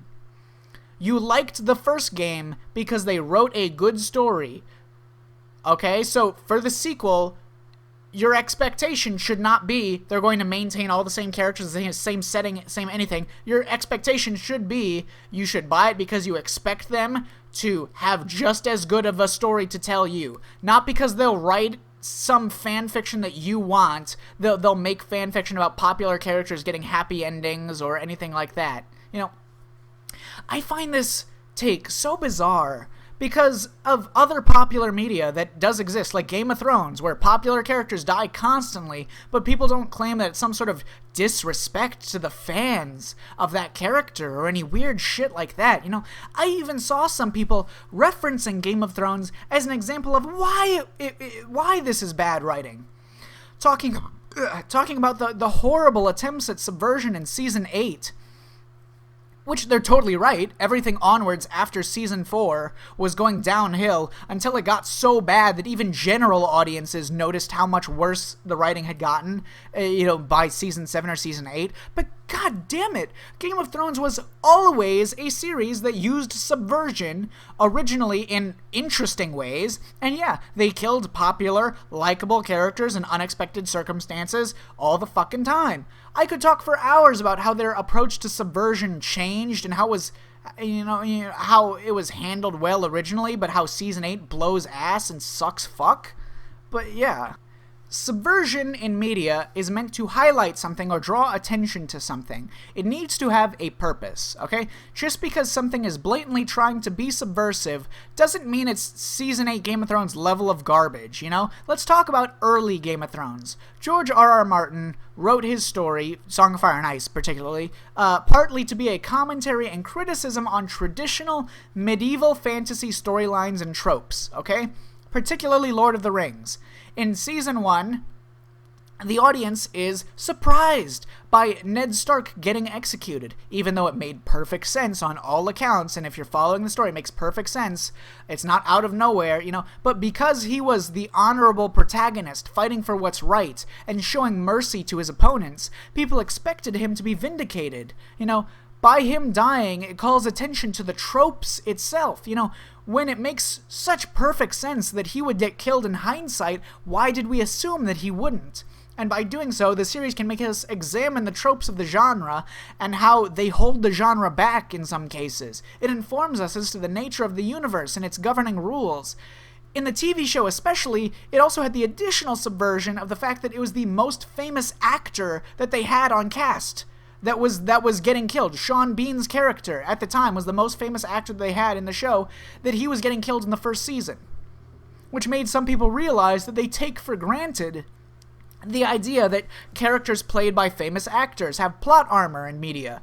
I'll leave a link below to, as an example of a far more in-depth look at one subversion in Game of Thrones with the Red Wedding, from all the Best of Thrones series that they did in mourning the fucking death, the butchering of season 8.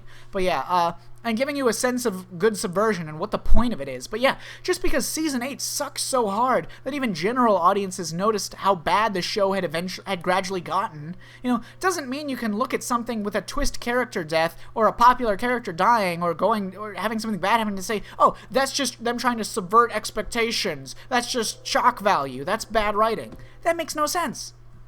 Learning that you kill Joel and possibly Ellie, as some other protagonists we have yet to meet and grow attached to, learn anything about yet, or much of anything about, it's not a valid reason to call it bad writing. There's no disrespect to the fictional characters that don't exist, don't feel pain, especially given that you people have absolutely no clue how much closure any of these characters will get in the game before they die. You only know how they die.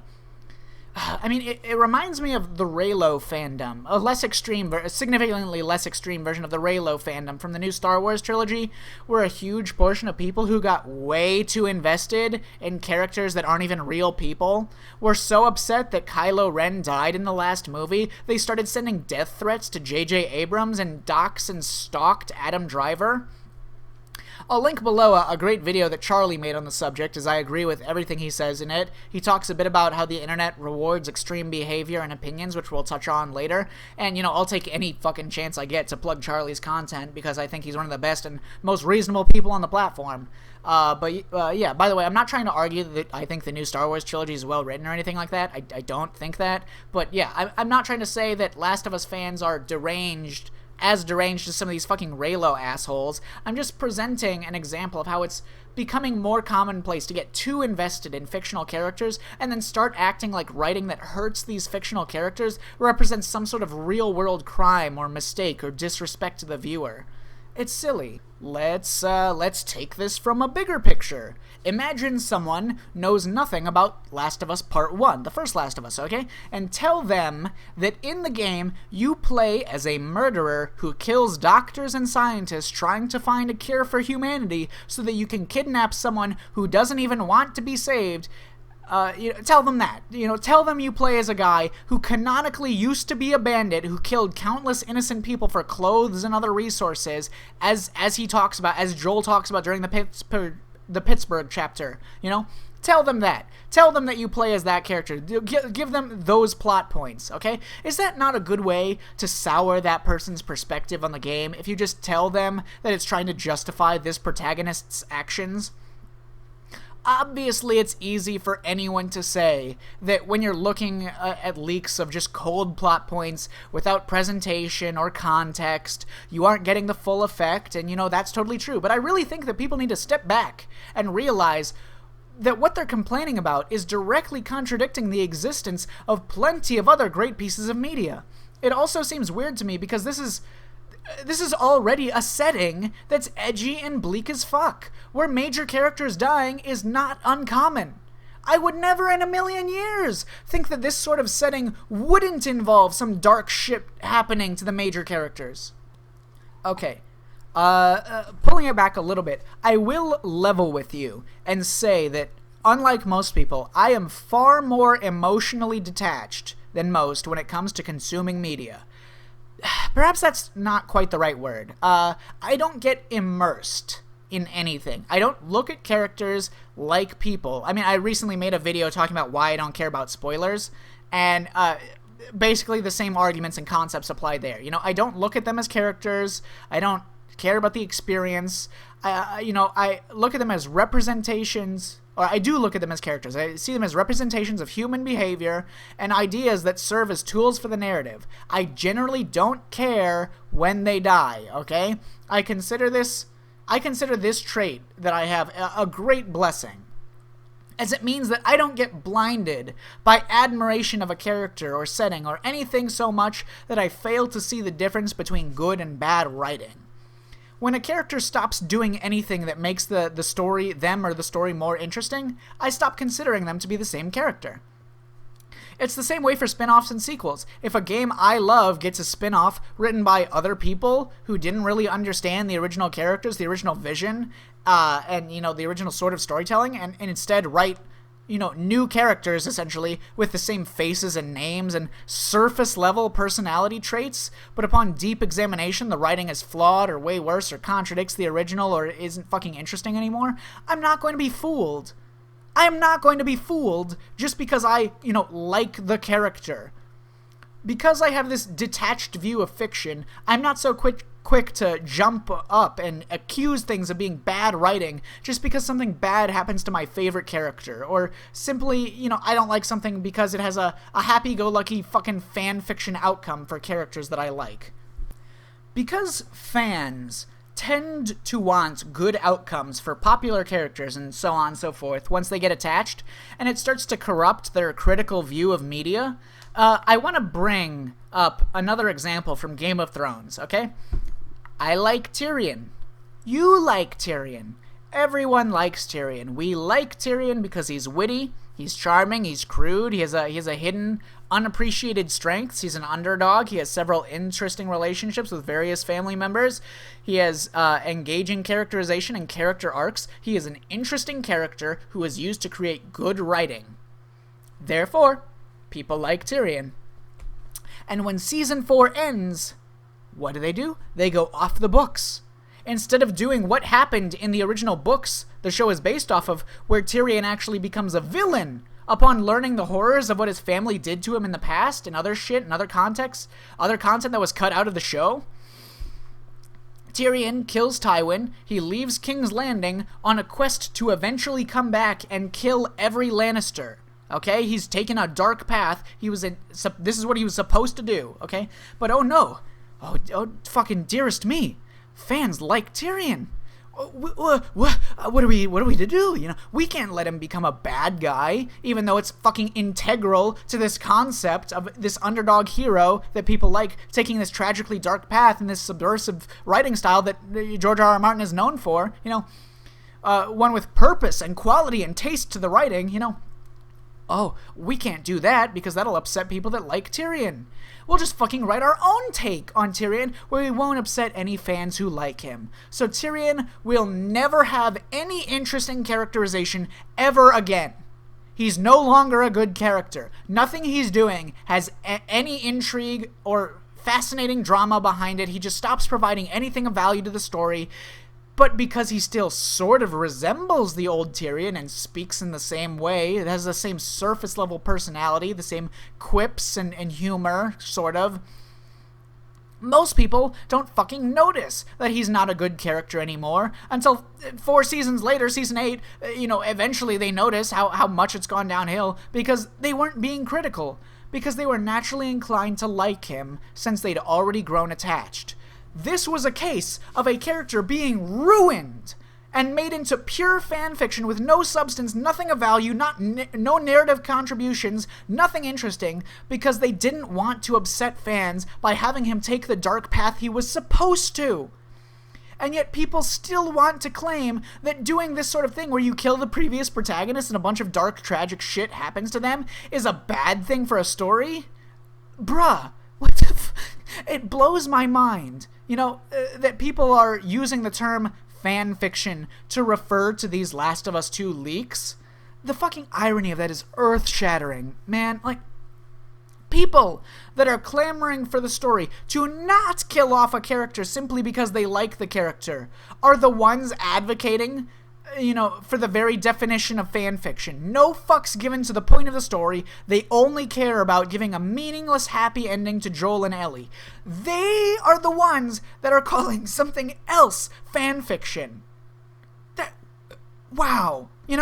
I myself use the term fan fiction to criticize things that I dislike, that I find are more focused on making glowing idols out of characters that are popular and focusing on their surface-level personality traits while failing to capture or recognize the underlying points of the stories that they're originally based on.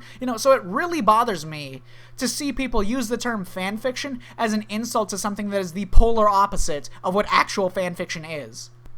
For example, a game that I'm a really big fan of is Lisa, the Painful RPG, and in that game you play as Brad, a man who seems to be a troubled and self-destructive yet good-natured and altruistic guy, You know, it's an apocalypse where no women are left on the planet, and Brad discovers a baby girl and decides to raise her away from harm and other people. And he struggles to overcome his drug addiction that he uses to forget his troubled past so that he can better take care of the girl named Buddy.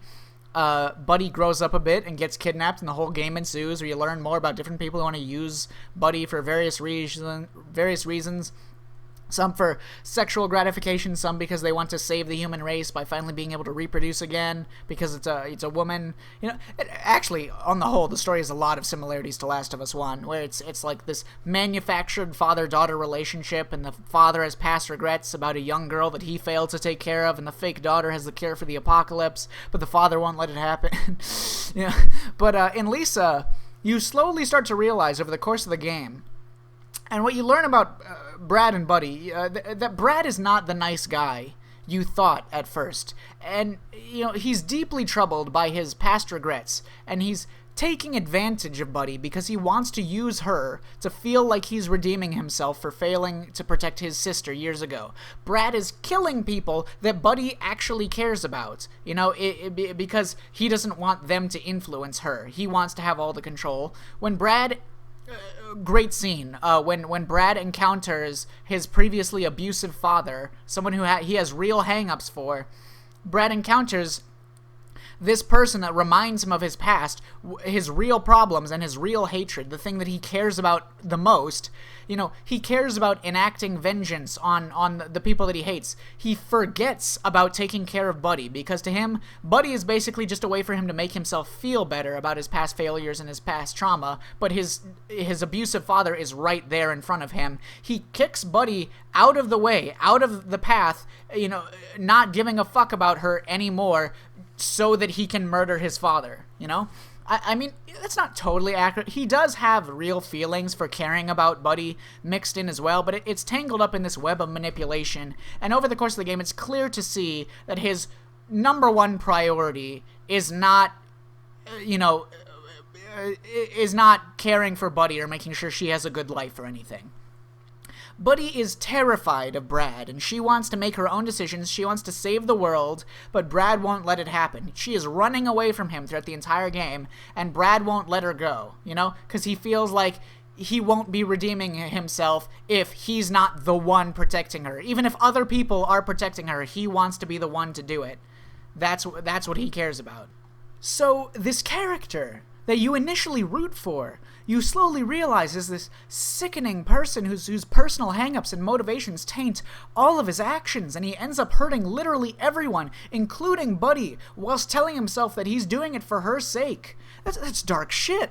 That's not a feel-good time. You know, I know there's some people that don't feel like Brad was that much in the wrong, and I think this is mostly an understanding that occurs because Buddy appears to be underage, although it's never explicitly stated how old she actually is, I don't think. So, a lot of people who play through the game, they just think that it's wrong for Buddy to start having sex while she appears to be still a child. And that's why they side with Brad and don't see how they don't see how he's clearly wrong about so many things, and that he actually, that's not even the issue he's talking about. He just wants to have the control and to be the one who's making himself feel better by using her. But anyways, yeah, that's why some people don't really follow that or recognize that Brad is the anti-hero of the story. But anyways, I think if she was more obviously a young adult, more people would notice. But point is, I think all this shit is interesting, it's disturbing, it's satisfying in a disturbing manner, and it's definitely not a happy ending for anyone, as Brad succeeds in killing a genuine fucking Chad hero named Red Skull Rando, you know, an all-around great guy who wanted her to respect Buddy's wishes and not force her to do anything she didn't want to do, and he wants to save the world and everything. Brad morphs into a joy monster in the ending, which is something that you've seen throughout this entire game, that people are addicted to this drug called joy, and there's plot implications that there's these roaming monsters throughout this wasteland of the apocalypse. Not even really roaming, mostly stationary, called joy monsters that you see throughout the game. That are these super powerful enemies that are really tough to kill. that all exist and have some sort of obsession that they're focused on. Like, there'll be one just sitting in front of something staring at a music box or anything. They're all obsessed with something. You know, they don't really have brain power. They're not, like, cognizant anymore, but they're just lingering on one obsession. This theme of obsession that is reoccurring throughout the story and all the characters' motivations. You play as Brad. Near the ending, you play as Brad, and you kill all of your party members that you've been playing through the game with, who no longer agree with you and don't think that what you're doing is right anymore. You kill all of your party members that you've been playing with. You kill all of Red Skull Rando's men, and, you know, over the course of the fight, you're gaining these abilities within gameplay that you've only seen the Joy Monsters have used throughout the gameplay, these symbols of obsession. So yeah, dark shit doesn't make you feel good. I fucking love that game. I love those characters. I don't think it's strange of me to have those opinions. Lots of people like dark shit and depressing shit with bad endings, but yeah, great game. Flash cut to talking about another example of this, but more to tell a story of me being on this side of public opinion because of other people's bias towards feeling good as opposed to thinking about good writing in a critical fashion. There's an episodic game series called Life is Strange you might have heard about or played. Came out a few years back from a French developer, Don't Nod. At first, I thought it was fucking awful. Okay, the dialogue is probably the worst I've ever heard in my life, and I don't say that lightly, okay? You know, the dialogue is worse than the Riverdale TV show. In every single front. It's cringy with tons of outdated memes and poorly delivered punchlines, and almost all the characters are the most brain-dead stereotype tropes, you know, of people, like how a 70-year-old French boomer would think of stereotypes for Western high school students in the 80s. It's really fucking bad. Okay, the dialogue is also just nonsensical in many aspects. Like, characters will be saying one thing, then another character will respond with a line of dialogue that doesn't even have any relation to what was just said. I cannot describe how hard it is to listen to these characters speak. And the pacing is truly lost within its own asshole. You know, the writing is just so bad in so many ways. But eventually, I noticed things I liked about it, especially the overarching tone. Not because it was good, per se, but because it was unique for a game. You know, eventually, elements of the writing got less bad, less painful, and the positive elements of the writing got better. Like, episode 4 actually has decent pacing and some interesting shit going on, and an actual through line starts to appear, and, you know, it starts getting into things that are genuinely unique and weird. The point is, okay, later on, a spin-off series of Life is Strange was created called Before the Storm, a prequel, and it was handled by different developers, okay? Somehow, they actually got people who could write on this new team, and were able to fix a lot of the problems. I will probably never in my life be more impressed with any writer than I am with the people who are able to maintain the kind of cringy, corny, hipster, forced dialogue and tone and everything from the original, but somehow make it bearable to listen to. How the fuck someone could do that without making it seem like a completely different story, with, you know, is beyond me. Just the work of a wizard, okay? Pacing is massively improved. Scenes are clearly directed to have impact and draw you in and use unique angles, and they have this unique presentation. Characters are actually complex and have interesting storylines and character flaws, and you know, universal organization and structure to its themes. The story has much more creativity and engaging in symbolism and just like these weird Twin Peaks-esque shit. The symbolism in the original game, I think, is uninspired and dull by comparison. One of my favorite characters in this reoccurring vision of the protagonist's deceased father, whose personality is like split between him being the kind and loving father figure that she remembers, offering good advice and comforting her, but also mixed together with this insidious, poisonous asshole who revels in hurting her and reminding her of her pain that she lost him. Like, the idea of how her father in her head is both this positive effect in her life, but also how the memory of his death continues to haunt and torment her. Really interesting shit. You know, tons of really unique symbolism and ways of presenting characters, and an actually engaging story. So, it stands to reason that I'd be surprised to find that this obviously better written miniseries was not received that well by certain consumers. Now, I expect most people to have no fucking... I expect most people to have no fucking clue what good writing even is. But this seemed too extreme, even taking into account people's lack of taste. So, what was the problem? It was the feel-good of the story. Every single character in Beyond the Storm, every single character is flawed. Every single character is clearly in the wrong, constantly doing the wrong things and making mistakes. Everyone is an asshole. And so, people felt like they didn't like any of the characters or want to root for any of them, even though the story was infinitely better told and way more interesting than the original. And I'm not saying that I'm the only person who noticed this. I mean, there's a lot of people out there who appreciate Before the Storm, especially now as time has gone on. I'm just saying, this idea existed. A lot of people just have this hang-up, and I can't even blame them, because that would basically be me telling people that they need to enjoy stories for the same reason that I enjoy stories, which is stupid. No one should fucking tell other people how they can enjoy things. If you don't want to sit and think about symbolism and piece all the elements of a story together and really dig deep, you just want to be entertained and see easy-to-like characters doing cool or emotional shit, that's totally fine. And a completely valid way to consume media content. I'm not saying that, a lot of the time people confuse this, this makes me feel good or satisfied. They confuse it with, this writer has talent. A writer doesn't lack talent just because all the characters aren't likable as people. Most people love certain villains. It's not an alien idea. I just happen to like a lot of characters myself that I wouldn't like if they were real people, like Joffrey in Thrones, or Brad and Lisa, or most of the characters from Before the Storm. I look at them as characters, not as people. Tools to serve the narrative and tell an interesting, thought-provoking story. There's plenty of stories that you probably like that if you sum them up into just the big twist plot points, they'd sound pretty fucking similar, like exactly like The Last of Us 2 leaks or something similar. If that's not how you like to enjoy media, if that's, your personal taste, you just want things that make you feel better or don't have dark or depressing shit or anything like that, that's fine. I hope that I hope the game will be enjoyable to you too, but if not, I hope you can find something else to have fun to hole up during quarantine. But yeah, doesn't make it bad writing.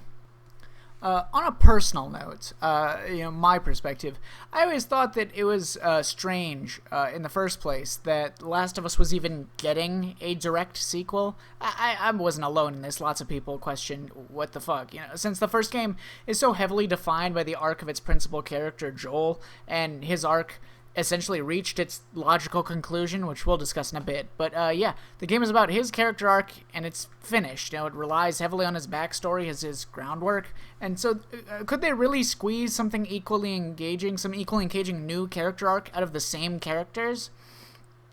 I just assumed that when I first saw the announcement, I just assumed The Last of Us 2 was going to have totally new cast. And I was surprised when it didn't. But now it makes sense with these leaks, as the old characters are not really going to be the crux of the new story as much, per se, or the only element. It's not like them going on some new adventure. They aren't going to be turned into some fucking action hero like Nathan Drake who will always survive and just keep showing up in new games, going on new adventures. Not that there's anything wrong with that if that's the kind of game you're making, but, I gotta be honest. Reading these leaks, I felt like I was the only person who was actually inspired. It inspired more hope in me that the game would be good, because it showed that they weren't just going to do some basic shallow shit to keep the fans happy, and that they were willing to go off the fucking hook if that's what they needed to do to convey their new story. They had an actual vision, The more I thought about it, it made more and more sense, but we'll touch on that in a bit when we talk about theories for what the plot of the game is going to be like.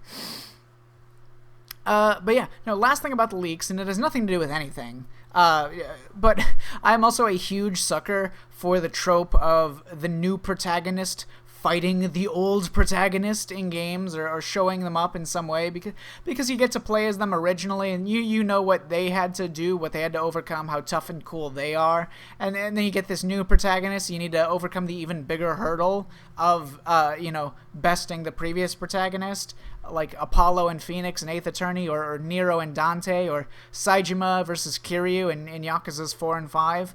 I know in this instance they probably don't even want me thinking of Abby against Ellie or Joel as some sort of showdown or anything, but it makes that's what it makes me think of nonetheless. But that's just me. Like I said, I can sympathize with people who feel disgusted at this idea that they kill Joel or Ellie, with their new character, but don't be so deluded and start trying to come up with reasons for why it automatically makes it bad writing. Like, for fuck's sake, guys. Another thing I want to talk about, I've also seen this notion that the game was falsely advertised, but that makes no sense either. Sure, they probably could have better understood the majority of their own audience, and that they were the kind of audience that loves and gets super attached to characters, and not the kind of audience that just wants to see really interesting storytelling in a narrative where anyone can die and there's no safety net. But, to say that it's falsely advertised is to look at advertisements literally, and to no understanding of the topic. Like I said earlier, the appeal of a sequel isn't the fact that it has the same setting or the same characters or anything like that. A sequel implies you're getting a similar sort of experience and style of storytelling, okay? This is more abstract than just it's about the same characters. Especially since making a game about the same characters and getting a similar sort of story is straight up not possible when the original story is predicated on their growth and the development of their relationship. A great example I like to use for this point is a little game series called Corpse Party, a horror series. I like the first one. I fucking hated the rest of them. I think most people kind of agree with me on that front. Most people that have played through or watched through the games and are familiar with them. Because while they had the same cast of characters and setting and all that shit throughout the series, they couldn't achieve the same appeal that the original game had. In the original, you have tons of characters to begin with, a whole cast of characters, tons of characters die, and it feels like anyone is fair game. It creates this sense of tension and these satisfying developments where you grow attached to the ones that you don't want to see get killed, the ones you like. The plot is exciting, and the horror is mysterious and vague. But then, when you make a sequel where the characters that survived the first game are all there, and instead of just being, fair game like everyone else, you've now, public perception or anything, these characters are now treated as, the main characters of the series. The series that you're turning it into now. There's no tension anymore. You know for a fact that they won't kill any of these characters. When a new character shows up, you know that they're gonna die pretty soon afterwards, and the story becomes dull and shitty. I mean, because they didn't understand that in order to tell the same type of story and it would have the same appeals and the same enjoyment, that's what you need to do. It's not about sharing elements like the same characters, the same setting.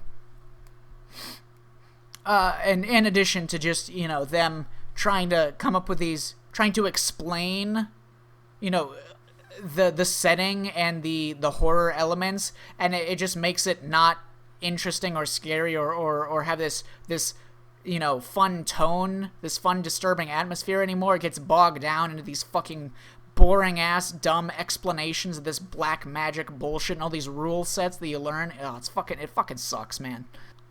I think people who haven't played the original Last of Us in a while are forgetting how many major characters died, and the degree of tension that there was, okay? In the ending where Joel saves Ellie, the player, on an initial playthrough, not knowing what's going to happen, the player doesn't know that both characters will be safe. The tone of the story and its internal logic makes it seem completely, totally reasonable to expect that either one of them or both of them might die in the ending, okay? There's tension because of that. There's never going to be tension if Nathan Drake is near death, because he's a character designed for a series they can use over and over to generate the same kind of story, the same kind of story with the same kind of appeal. So, yeah, obviously he's not going to die, but, it's easier to make a lot of money by just playing it safe, writing fan fiction that doesn't have much ambition or artistic vision, but just takes popular characters and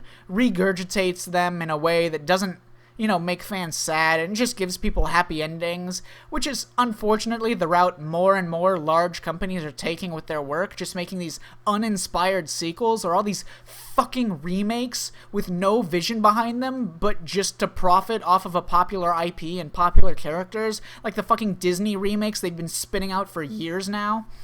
But yeah, just because it's the safest, easiest way to make money without taking a risk or even having to be creative and come up with something good for yourself. But no, Last of Us Part 2 was not falsely advertised just because it doesn't show much of Abby, and, they're saving a twist for a bait and switch of sorts, something isn't falsely advertised just because it doesn't tell you what its twists are going into it, because it's showing the overall tone of how it looks, how it feels, what the gameplay looks like. All this shit is accurate. Would you accuse Doki Doki Literature Club of having falsely advertised itself? Would you, the original Danganronpa manipulated people to expecting certain plot points with its advertising because it's inherently a subversive piece of fiction? It wanted to lull people into thinking that it would just follow predictable Japanese tropes before spinning them around with these great big twists and showing people, how they're taking these tropes for granted and the unique stories that you can tell when you contradict these tropes, and expecting stories to play out in certain ways just because of the tired overuse in the medium. Danganronpa V3 advertised itself as a game where you play as Akamatsu, but she dies in the first chapter of the game, and you play the entire rest of the game as Saihara instead, okay? It's not fucking false advertising. The game never portrayed its tone or its general feel or anything, what experience you're going to get out of it in a misleading way. You play the game and you're satisfied with how it plays out. Think more abstractly about these things and whether or not the same characters and setting makes for the same sort of narrative experience in a sequel or not. Have I cleared this up? This is by far the thing that annoys me the most about the current public discourse. There are countless scenarios where these leaks are 100% true and the story is well written and interesting. Okay? In fact, unlike the SJW shit I was talking about before, where I think people have very valid reasons to feel the way they do, I just think that, they should consider some things here and there, and sometimes they take it too far and start criticizing things that don't warrant criticism. With this, there is literally nothing in these leaks that even mildly suggests bad writing, okay? I'd like to believe that most of the people, screaming about bad writing just... What's happening is they just see something that upsets them, like a fan-favorite character getting killed in a horrific way.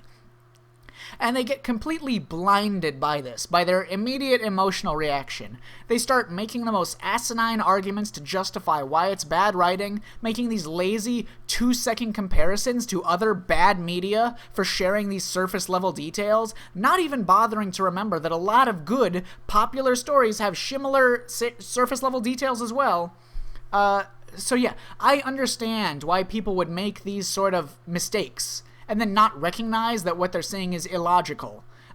So that's why I think that most people have gone off on these leaks as though it's somehow proof of bad writing.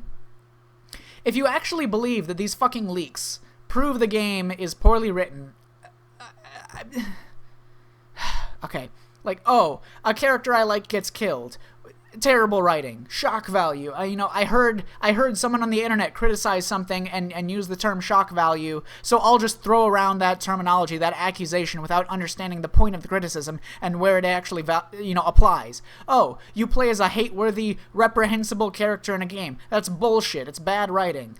Oh, what the fuck? This story is disturbing and depressing and doesn't make me feel good. That sounds like bad writing to me. Yeah, it's dumb. It's dumb shit, but I don't think that most people are actually like that. I think most people just jump to a conclusion that made sense to them in the moment because they didn't logically think it through, and they just get encouraged by everyone else on the internet to jump dick first into that, that opinion and keep believing in it. This is what happens when you only look for evidence that confirms how you already feel, rather than stopping for even just a minute to think about whether or not a situation exists where you could be wrong. Okay, this short list of bullet points about events that occur during the course of the entire plot is not indicative of the final product. There is no logic to saying that popular character surprisingly dies. This must mean it's as bad as fucking season 8 of Game of Thrones. like, I guess the Men in Black fucking neuralized everyone after season 8 to make them forget that good subversion has existed before and would look extremely similar to bad subversion if all you're looking at is like this bullet point list, this minute-long slice of an entire game. Troy Baker has been insisting that he thinks the game is genuinely good. He has no monetary incentive to do so, as he, as a voice actor, has already been paid for his work. He has now no stake in its success. When Baker had that tweet before the leaks even before the leaks dropped, he had that viral tweet saying that he hopes people will put their expectations aside. Their fucking fan fictions they're writing in their head as to how they want the story to go. I instantly figured out that the nature of the game was probably something like what the leaks then confirmed, Something that is in no way inherently bad writing, but still might piss off fans who just want shallow fanfiction instead, and, screech about bad writing when characters they like get killed. I even said as much on Twitter when Baker tweeted that. I predicted that those events would happen at some point in the plot. So yeah, everyone who's touched the game, even people that outright shit on Naughty Dog and disagree with their practices, like ex-employees that have talked about it in interviews, have said that they personally think that the game is good. All right, there have been quotes like, the game is really good, but at a huge cost to, like, the employees or anything, and their shitty practices and their crunch culture and everything. These people, obviously you might not trust their opinions or anything, but the fact is there that they're not speaking negatively about the actual content. But out of context, what you've just seen some of the biggest twists. What you've seen isn't even damning in the first place. It's like 2% of the fucking story, ultimately. I mean, if you think a story is, like, what constitutes the majority of a story is made up of just its Wikipedia bullet point plot summary of, like, the biggest twists, and not all the details along the way that directs your train of thought regarding these plot points or how it's framed or everything along the lines, and you think that by reading these leaks you've somehow grasped the overall nature of this story or really understand fucking anything about it, I mean, I don't know what to tell you. I really don't. This actually brings me to something that I find very interesting, and it's a trend I've been seeing for years now, where more and more people are getting into the space of reviewing and criticizing media, likely because they see lots of people on the internet make videos about reviewing media content, and they're inspired to, take a crack at it themselves, whatever the reason. Then there's this thing that happens all the time now, where people are basically using these predefined building block ideas in order to do the work of analysis and critical thought for them. What do I mean by that? What do I mean by building blocks? I mean these 1-to-1 ratio ideas that people have that cause them to jump to a conclusion without considering circumstances or nuance, okay? Take this extremely common building block, rule, quote-unquote, that gets thrown around. Moral ambiguity is good writing. If something isn't morally ambiguous, it's bad writing, okay? Even though there are plenty of stories with fantastic writing that aren't really morally ambiguous because that's not the crux of the intrigue that the writing was going for in the first place. You see what I mean? People have these buzz cards that they use, probably in order to sound like they have an intelligent or logically based opinion, like they're educated on these things. Oh yeah, I know what good writing is. I follow these rules, Just so, any rule that you think exists for how to appraise art is only at best a guideline and cannot be used in a vacuum without considering the bigger picture. Another rule people follow that I've seen recently is games making enemies hit harder or have more health or removing power or tools from the player on harder difficulties is artificial difficulty. You'll hear this phrase thrown around willy-nilly. Artificial difficulty. Even though it really depends on a game's systems and structure. Like, yes, there are instances where games employ what I would consider to be artificial difficulty. The difficulty is raised in some meaningless manner that either wastes more time, doesn't require any more skill or anything like that, doesn't make the game more interesting to play. That's the key prompt. Difficulty should require you to uncover more depth to the gameplay, and if it's not doing that, it's probably doing something wrong. So, but people don't understand that. People have this sort of backwards, they look for these easy to spot things like, oh, a difficulty level increases the amount of health enemies have, artificial difficulty. Just slap that on there without consideration for whether or not, the way it's implemented is actually making the game more interesting. Like in The Last of Us 1, playing on Survivor or Grounded difficulty, which is what you've been watching so far, me playing on Grounded, it removes listen mode from the game, in addition to making you take way more damage, making enemies more aware of their surroundings and likely to spot you, drastically reducing ammo and other resources you'd get, For removing listen mode, they're taking this overpowered tool that you have on normal difficulty and taking it away, thus making the gameplay more engaging, because you need to use other, more complicated tactics to acquire the same information as to where enemies are, such as peeking around corners, listening to sounds, paying attention to what your ally NPCs are noticing and pointing out, and moving around areas in ways that are less risky because you don't know where the enemies are.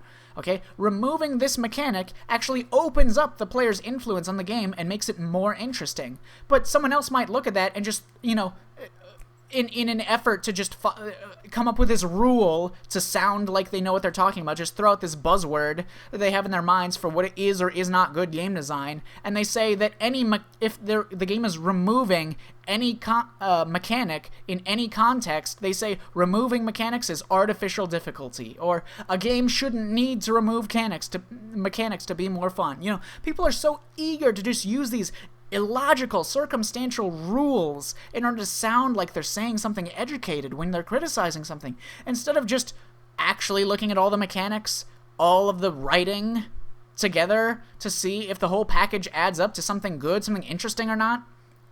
And this sort of subverting the expectations of the viewer equals bad writing and just shock value. This little fucking rule people are now throwing around as though it can just apply to everything is just the latest example of people just making up bullshit rules. These simplistic, easy to point out, because the way these rules people make up are always structured is they're done in such a way that you don't actually have to pay that much attention or think that hard to identify them. It's something that, they're always things that anyone can just look at and see on a surface level. Oh, I see this thing that fits my rule, that equals bad, or that equals good, So even supposed rules that real writers have devised and theorized and examined for how to tell a story effectively are not absolute rules. They are logical guidelines that at the end of the day need to, have some sort of purpose. Okay, take Chekhov's gun, for example. The idea that everything in your story needs to be relevant and utilized. The term comes from the idea that if a writer mentions, while describing an environment, that there is a gun hanging on a wall, the gun needs to be used by the end of the story to justify even mentioning it. There is absolutely a logic behind Chekhov's gun, but there have also been countless examples of writers understanding that logic and still choosing to do something different, contradicting the idea of Chekhov's gun in a way that makes more sense for the story they wanted to tell. Okay?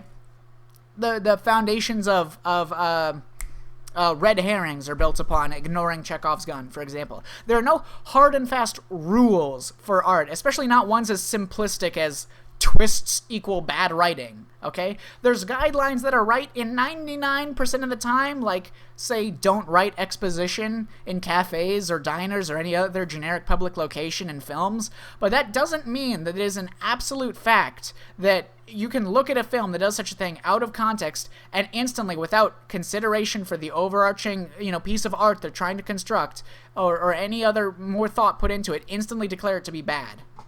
I'll give you an example of this you'll probably agree with. The most livid I've gotten in the past week or so was an instance of seeing someone insulting and shitting on the original Final Fantasy VII by using the same sort of dumb rule usage where they essentially said, in the game, saving the planet is always presented as something good, and hurting the planet is always presented as bad. Therefore, there's no moral ambiguity, and it's actually an embarrassingly simplistic and badly written story. Oh my god.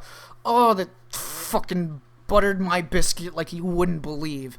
damn near giving me a fucking hernia trying to follow the mental gymnastics it takes to assume that the story was somehow supposed to be about questioning the morality of whether or not saving the planet was a worthwhile endeavor or not. And, you know, not the fact that it's making a commentary on the nature of life, moving on from grief, as Sakaguchi wrote much of the story in response to how he was coping with the death of his mother that happened when they were writing the game, making a commentary on humanity living in harmony with the natural world instead of abusing the resources of the planet and destroying it. No, fuck all of that. No, apparently the story is juvenile and simple because saving the planet isn't morally ambiguous. Holy fucking shit, man. I wish people would just quit this trend of trying to come up with these super simplistic and easily observable metrics for what makes something good or bad and spend more time actually looking at the context and the bigger picture of the piece of media they're examining. Put some fucking thought into it, some effort. If you want to sound like you put in effort or you have an educated perspective, actually put in the effort and thought. Oh, and this. Right. This blows my mind. Guys, Abby is not trans. I've seen so many videos talking about how they're pushing this trans character, Abby, and it isn't even true. It takes maybe mere minutes of research to uncover this fact. This is just a dumb rumor on Reddit, likely stemming from comments made by someone, I think an ex-employee, or maybe fucking Druckman himself or something at Naughty Dog. No, it was an ex-employee. Talking about Abby and other female characters, and they said that they made the characters less feminine looking so as to not upset the trans community in a manner not too dissimilar to how, you know, Keep Your Hands Off Eizouken, which aired earlier this year, and its 3 protagonists, which are definitely all girls, but the director talks about how they were animated to move in such a way that they appeared gender neutral. That's also similar to how Frisk from Undertale resembles both a boy and a girl and is drawn, you know, to be intentionally ambiguous to allow more people to project themselves onto Frisk, or for whatever reason, you know, I guess that's the reason. Abby isn't trans. She's just ripped as fuck. I don't even see how a character in this universe, born after the apocalypse started, could even be trans. Do they have access to that technology, to those medical resources? I mean, I guess I don't know for certain if Abby was born before or after the outbreak. I tried Googling her age and researching that, but I found nothing on that. But I'd assume, since she's the daughter of the doctor that Joel killed in the first game, that she'd be fairly young, and she looks like a young adult. This is 25 years after the outbreak. She looks 25 or younger. So yeah, how the fuck she would be trans? No idea. Character isn't trans at all. People just believe the first thing that they see on the internet and just fucking run with it, I guess. But yeah.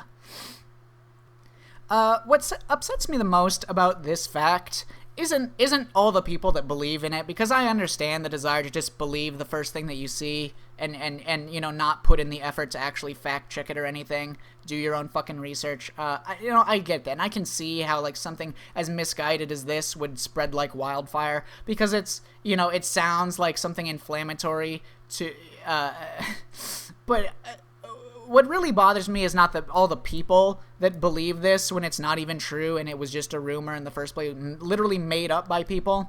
What bothers me the most is, once again, the supposed journalists or, like, video essay journalist people that couldn't even bother to do the tiny amount of research that it takes to uncover that Abby isn't trans in the first place.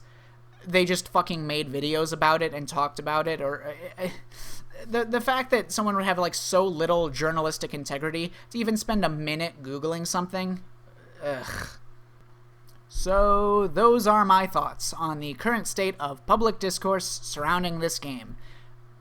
To an extent. Well, we'll continue this discussion in a second, but yeah, everyone is entitled to their own opinion, and I'm not trying to demand that anyone change their mind, that they have to like something that I like or might like. You know, I'm not even sure I like this game yet. I have yet to play through it. I'm level-headed, so I'm just looking at this like, yeah, I expect it to be good, but I won't fucking call it good if it's not.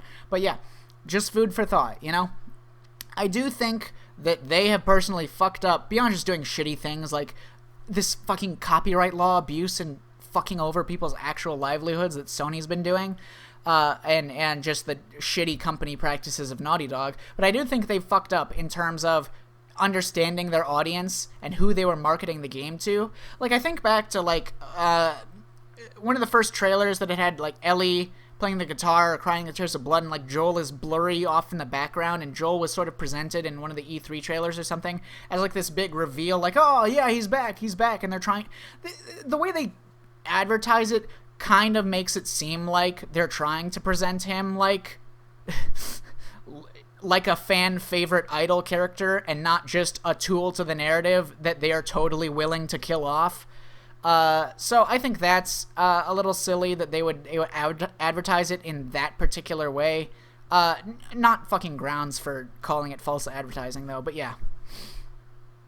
I am sure that 95% of the people who watch this, and actually finish it, because I have no doubt most people won't get through the whole video, but yeah, I'm sure that 95% of people who watch this will just keep the opinions they went into it with. But for those 5% of people who found something that I said interesting enough to at least modify your own personal opinion in some way, that makes it all worth it, you know? I think we're in an era of people just doubling down on opinions and not even bothering to listen to what another perspective has to say, or even taking pride in the fact that you don't listen to other people's perspectives, you don't listen to anyone but yourself and people who already agree with you. I think that sucks. You know, a personal rule or philosophy of mine is that I always examine my arguments and opinions from the perspective that they are wrong. Okay? And then I look for ways to prove my opinions, my ideas, my logic wrong. Because I care more about learning and having a nuanced opinion than I do about being right. Okay? Which I feel means nothing and is nothing of real value is accomplished by me just thinking, yeah, I'm already right. You know? I have no doubt that people may play through this game, but they'll probably only look for things that confirm their own predetermined biases to criticize some elements of, you know, because they already decided it's bad in their minds. I can't control that, but I can't avoid doing that myself. So here I am, you know, giving this game a fair shake. I'll examine it in a lot of different ways and come up with my opinions on it like any other fucking piece of media. Might even change my mind on it down the road, you know, after a few years. Who knows? But the point is, when you assume that you already know everything, and that there's no more information or perspective you can use to better inform your opinion, that's when you've stopped growing. And since I don't want that to happen, I make it a habit to keep an open mind and tell myself, you know, when I might be assuming something that, or if there's flaws to my logic, to slow down and try to prove myself wrong. So now let's talk about what I expect from from this upcoming game. You know, I don't know much about the gameplay changes. I know they added, like, dogs and new human behaviors that are more complex, and Ellie has some new gameplay mechanics. I'm not sure if Abby will play any different from Ellie, but yeah, I know I thought the gameplay changes from Uncharted 3 to Uncharted 4 were poorly designed, and I thought they made the gameplay much shittier in my opinion. I've even did a Let's Play of me playing through the game on crushing difficulty and talking about my criticisms of the level design and stuff, but I also understand that game was made in like 9 months. So, yeah, playing every game on the hardest difficulty to ensure that, you know, I was being pushed to explore the depths of its mechanics. That's something I do very often, and yeah, I don't like Uncharted 4, but the guy who did the gameplay for the original Last of Us and Uncharted 4 is not on this new project, so I don't know. From the E3 stuff, I'm actually a little worried about the gameplay of Last of Us 2, because it seems to share some similar level design choices, which are part of what I thought made the game flow flawed in Uncharted 4, but we'll see. You know, I think it's unlikely, since Uncharted 4 was scrapped together in a short period of time after they started changing everything, and yeah, I still see a lot of similarities, and I thought Uncharted 4's gameplay was flawed.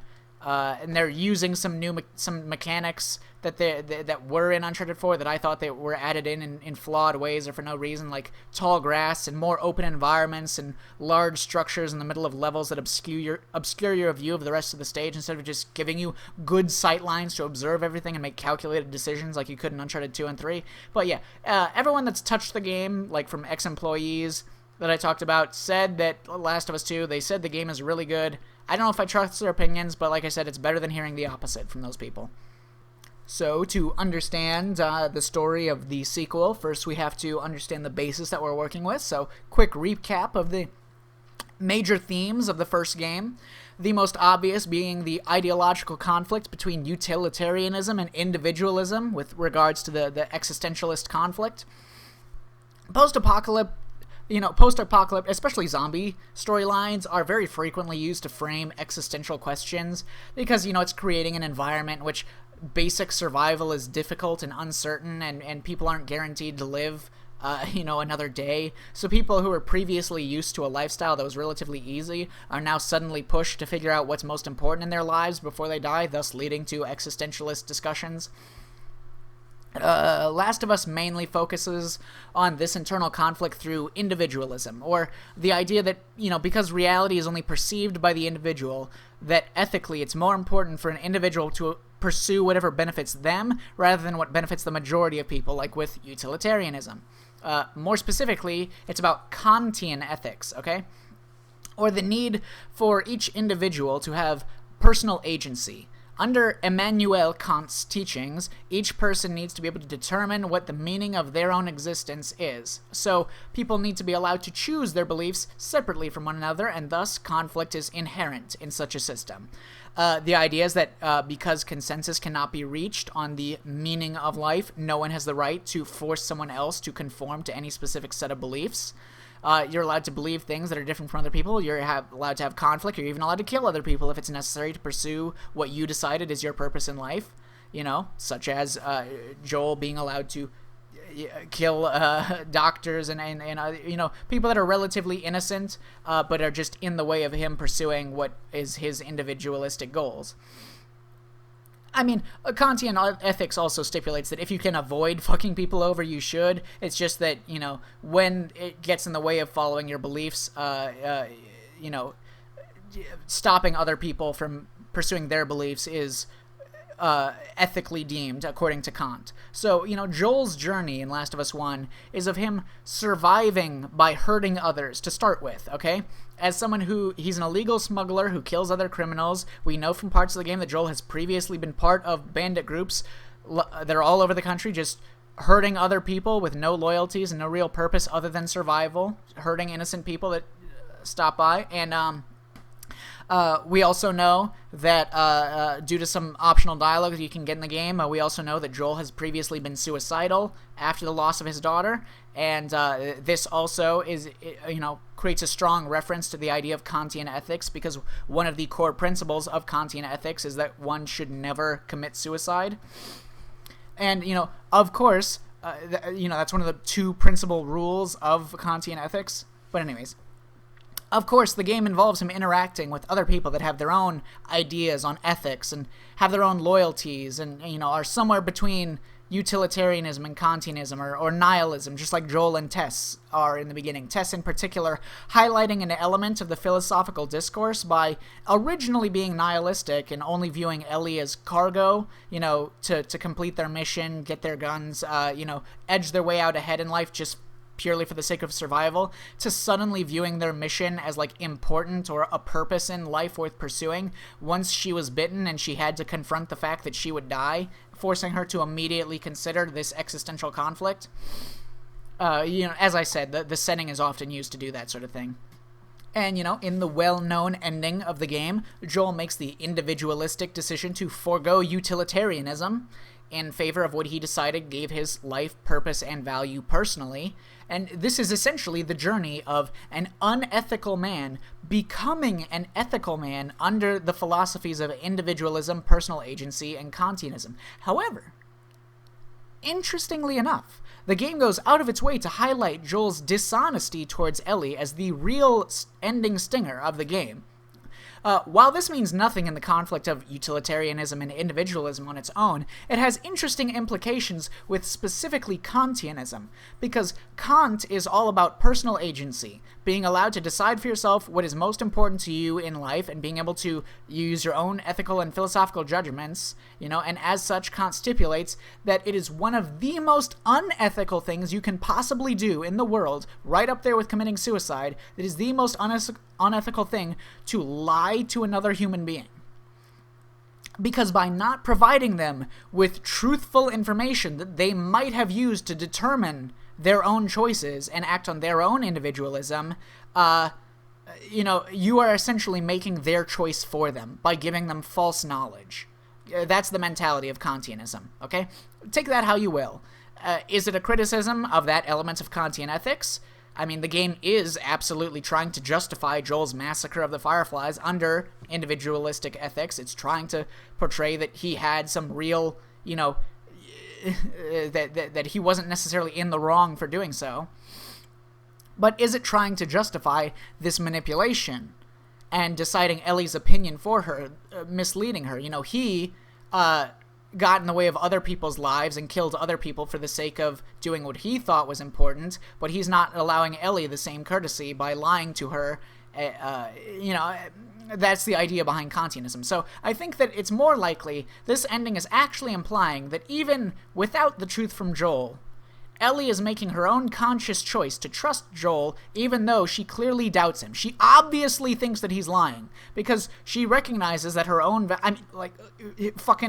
When he took her in the car out of the place and she was clearly wearing a medical gown, like, what the fuck would anyone think would happen? But anyways, I think this ending is more likely trying to imply that Ellie is making her own conscious choice to trust Joel or salvage her relationship with Joel, even though she clearly doubts what he's actually telling her, because she recognizes that her own values have shifted. Her own values lean more in favor of her relationship with Joel than her desire to, develop this cure and save humanity in a similar individualistic way, thus allowing Ellie to have her own agency without necessarily having the full truth. This particular interpretation of the ending may or may not be bullshit. Don't hold me to it. It doesn't really matter with what I'm going to talk about anyways, so yeah. The game has a lot of other great character moments, some delicious character nuance, and a ridiculous amount of attention to detail, and making some of the characters have just endless personality. Some of the craziest shit I've seen, like when going through the downtown area in the city with the brothers, when in the toy store, you can actually see Ellie stooping down to pick up the toy that she later gives to the kid, the younger brother, but in that cutscene. But she'll only grab it when you turn your camera away from her in the toy store when Joel isn't looking at her, and then you pan back to her and you can see her standing up after having grabbed it. That's fucking wild. No one would ever notice that detail or appreciate that, but it was done anyways. So yeah. The game also has this fun kind of road trip dynamic with Joel and Ellie, where because Ellie wasn't born before the apocalypse and she's constantly questioning Joel about how he interpreted the old human culture and, forcing him to remind himself of what he liked before the apocalypse, and talking about fucking coffee and playing piano and shit. But yeah, lots of other great stuff I could mention, but that's a good backdrop to get into discussing the plot of this new game. So from the leaks and the trailers and everything basically stated about the game already, we already know that this game has more revenge than Revengeance ever did. The game seems to be framing this in a negative light. Now this is immediately interesting because of the first game's core themes of Kantian individualism. Okay, I want to start this off by saying that after thinking about this, I realized that it made perfect sense for the new protagonist Abby to kill Joel and possibly Ellie, because that really is just an extension of the original game's fundamental message, right? It's ethical discussion. It's just framing it in the other end, someone is going to kill you because of something that they care about deeply. Like, if Joel is allowed to murder those doctors for his, relatively selfish quest to have his daughteroo back, then it's totally fair and follows the exact same ethical logic that someone else should be allowed to kill Joel for their own personal goals and their own, selfish agendas, right? I find it very amusing that some people are talking about Ellie like, oh, I can't believe you would play as this monster, this terrible person that would do such an awful thing. How could you? I really think that no one has played the game in 7 years since it came out, and they just think that Joel is the most altruistic, heroic character that's ever been written. Because I don't fuck it. But anyways, yeah, not talking about that anymore. However, if this is to be framed in a negative light this time, if Abby killing Joel for her own selfish reasons is to be for her, her own values, we'll say. If this is going to be framed negatively this time, now we're starting to we're starting to add complexity to it. We're starting to make a commentary on the nature of how you decide what's important in your life and figuring out which things you want to accomplish or something that you should be deciding for your life's purpose, or if instead it's something that ends up being ultimately unhealthy to you, like these petty quests, these short-sighted quests for revenge.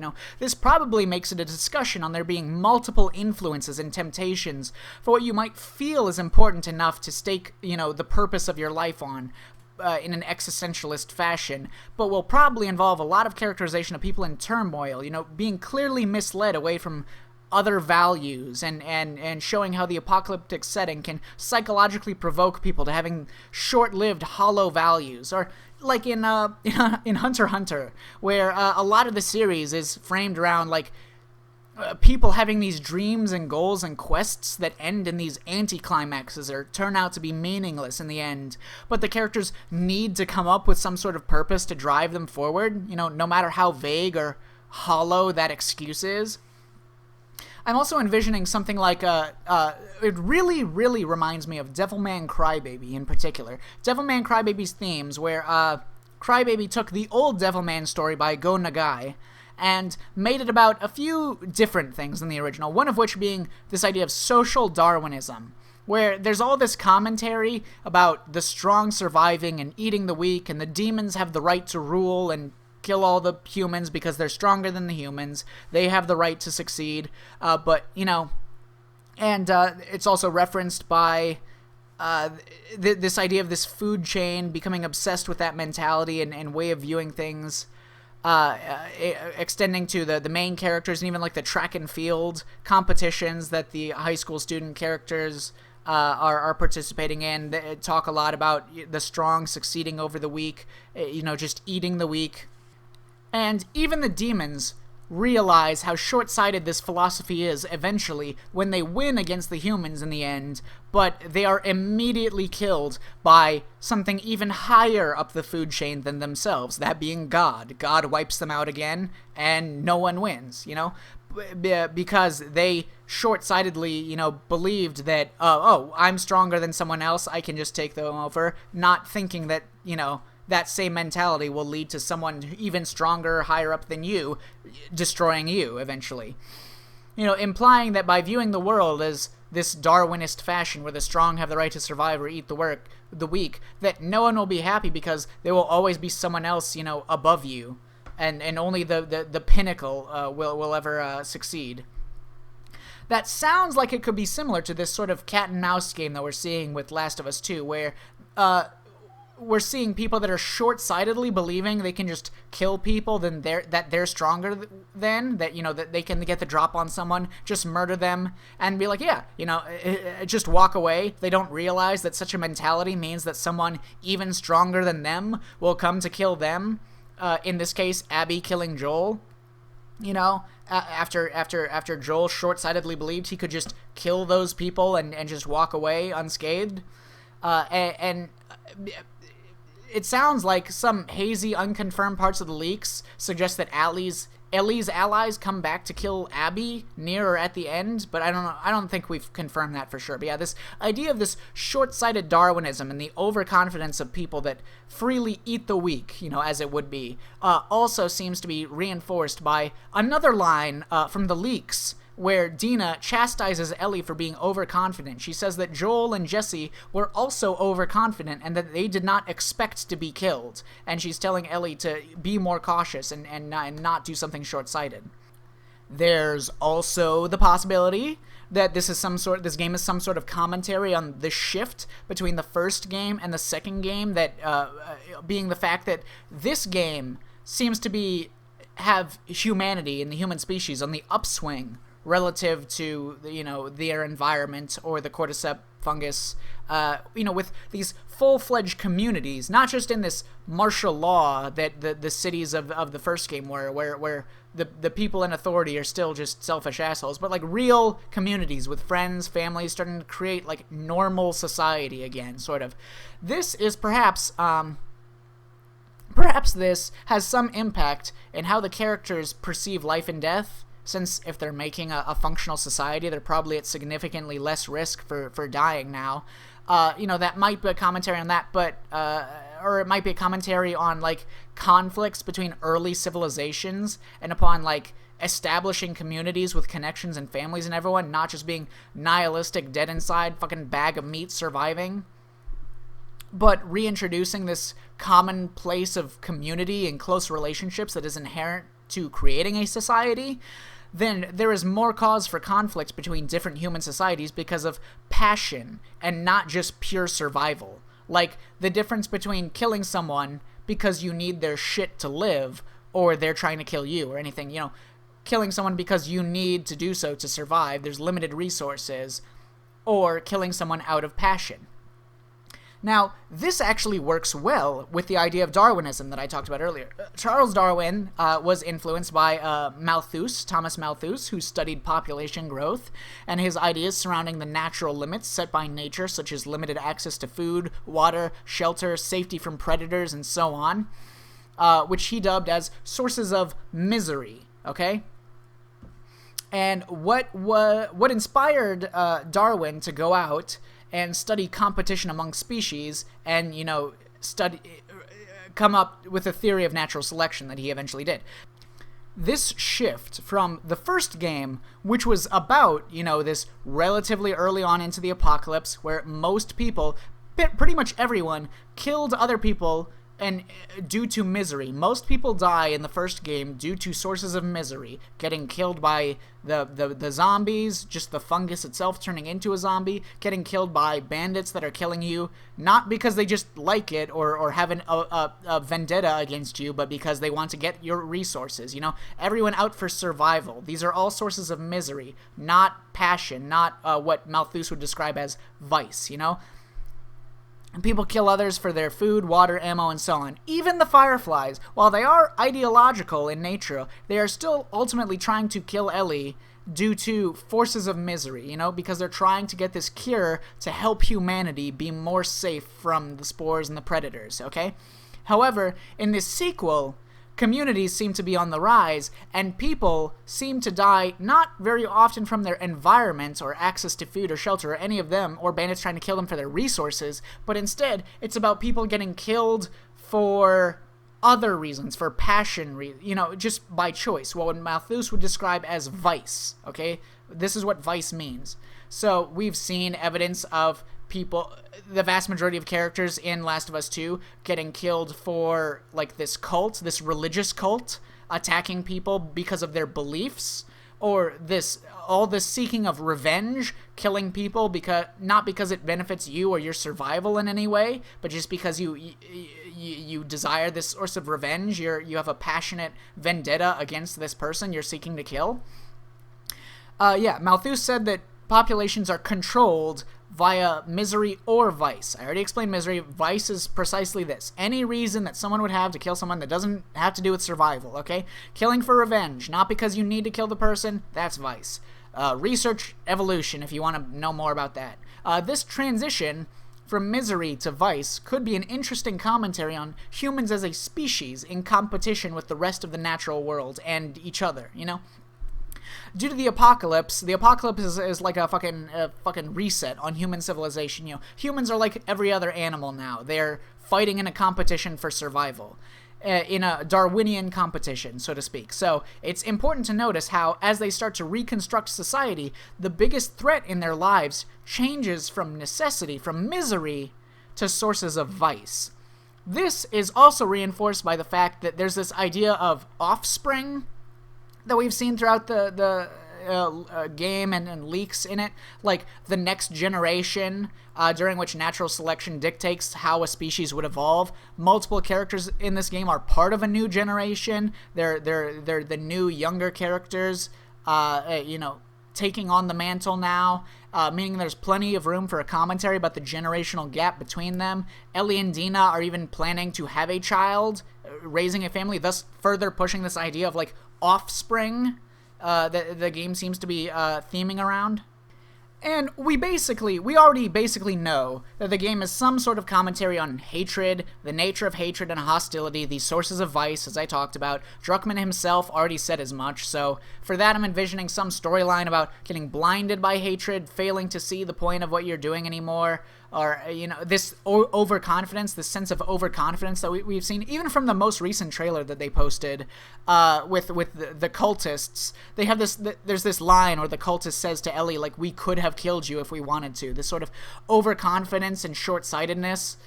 But yeah, these ideas of how hatred spreads by association to other ideas, how hatred is generated from a lack of empathy, who in society is more or less susceptible to hatred and why, that sort of thing. They've talked about some of their philosophical backgrounds and discussions while envisioning these stories, and Druckman himself has explicitly mentioned genre conventions and genre commentaries of the zombie apocalypse genre. And on a personal note, this struck a chord with me as someone who has taken several writing and philosophy courses over my life, and one in particular was at a college where every philosophy professor at that college themes each of their courses around something that they like personally, that they're into. So there's one teacher who frames all of his philosophy lessons around Star Wars and uses shit from Star Wars to explain each of these philosophy ideas he had to teach. A professor I became friends with and took classes from taught everything around zombies and zombie media, explaining everything that zombies are used to symbolize, from economic consumption habits and culture to xenophobia, as symbolized in like Romero's classic Night of the Living Dead, to explorations of internal consciousness with P-zombies like they talk about in the Zero Escape series.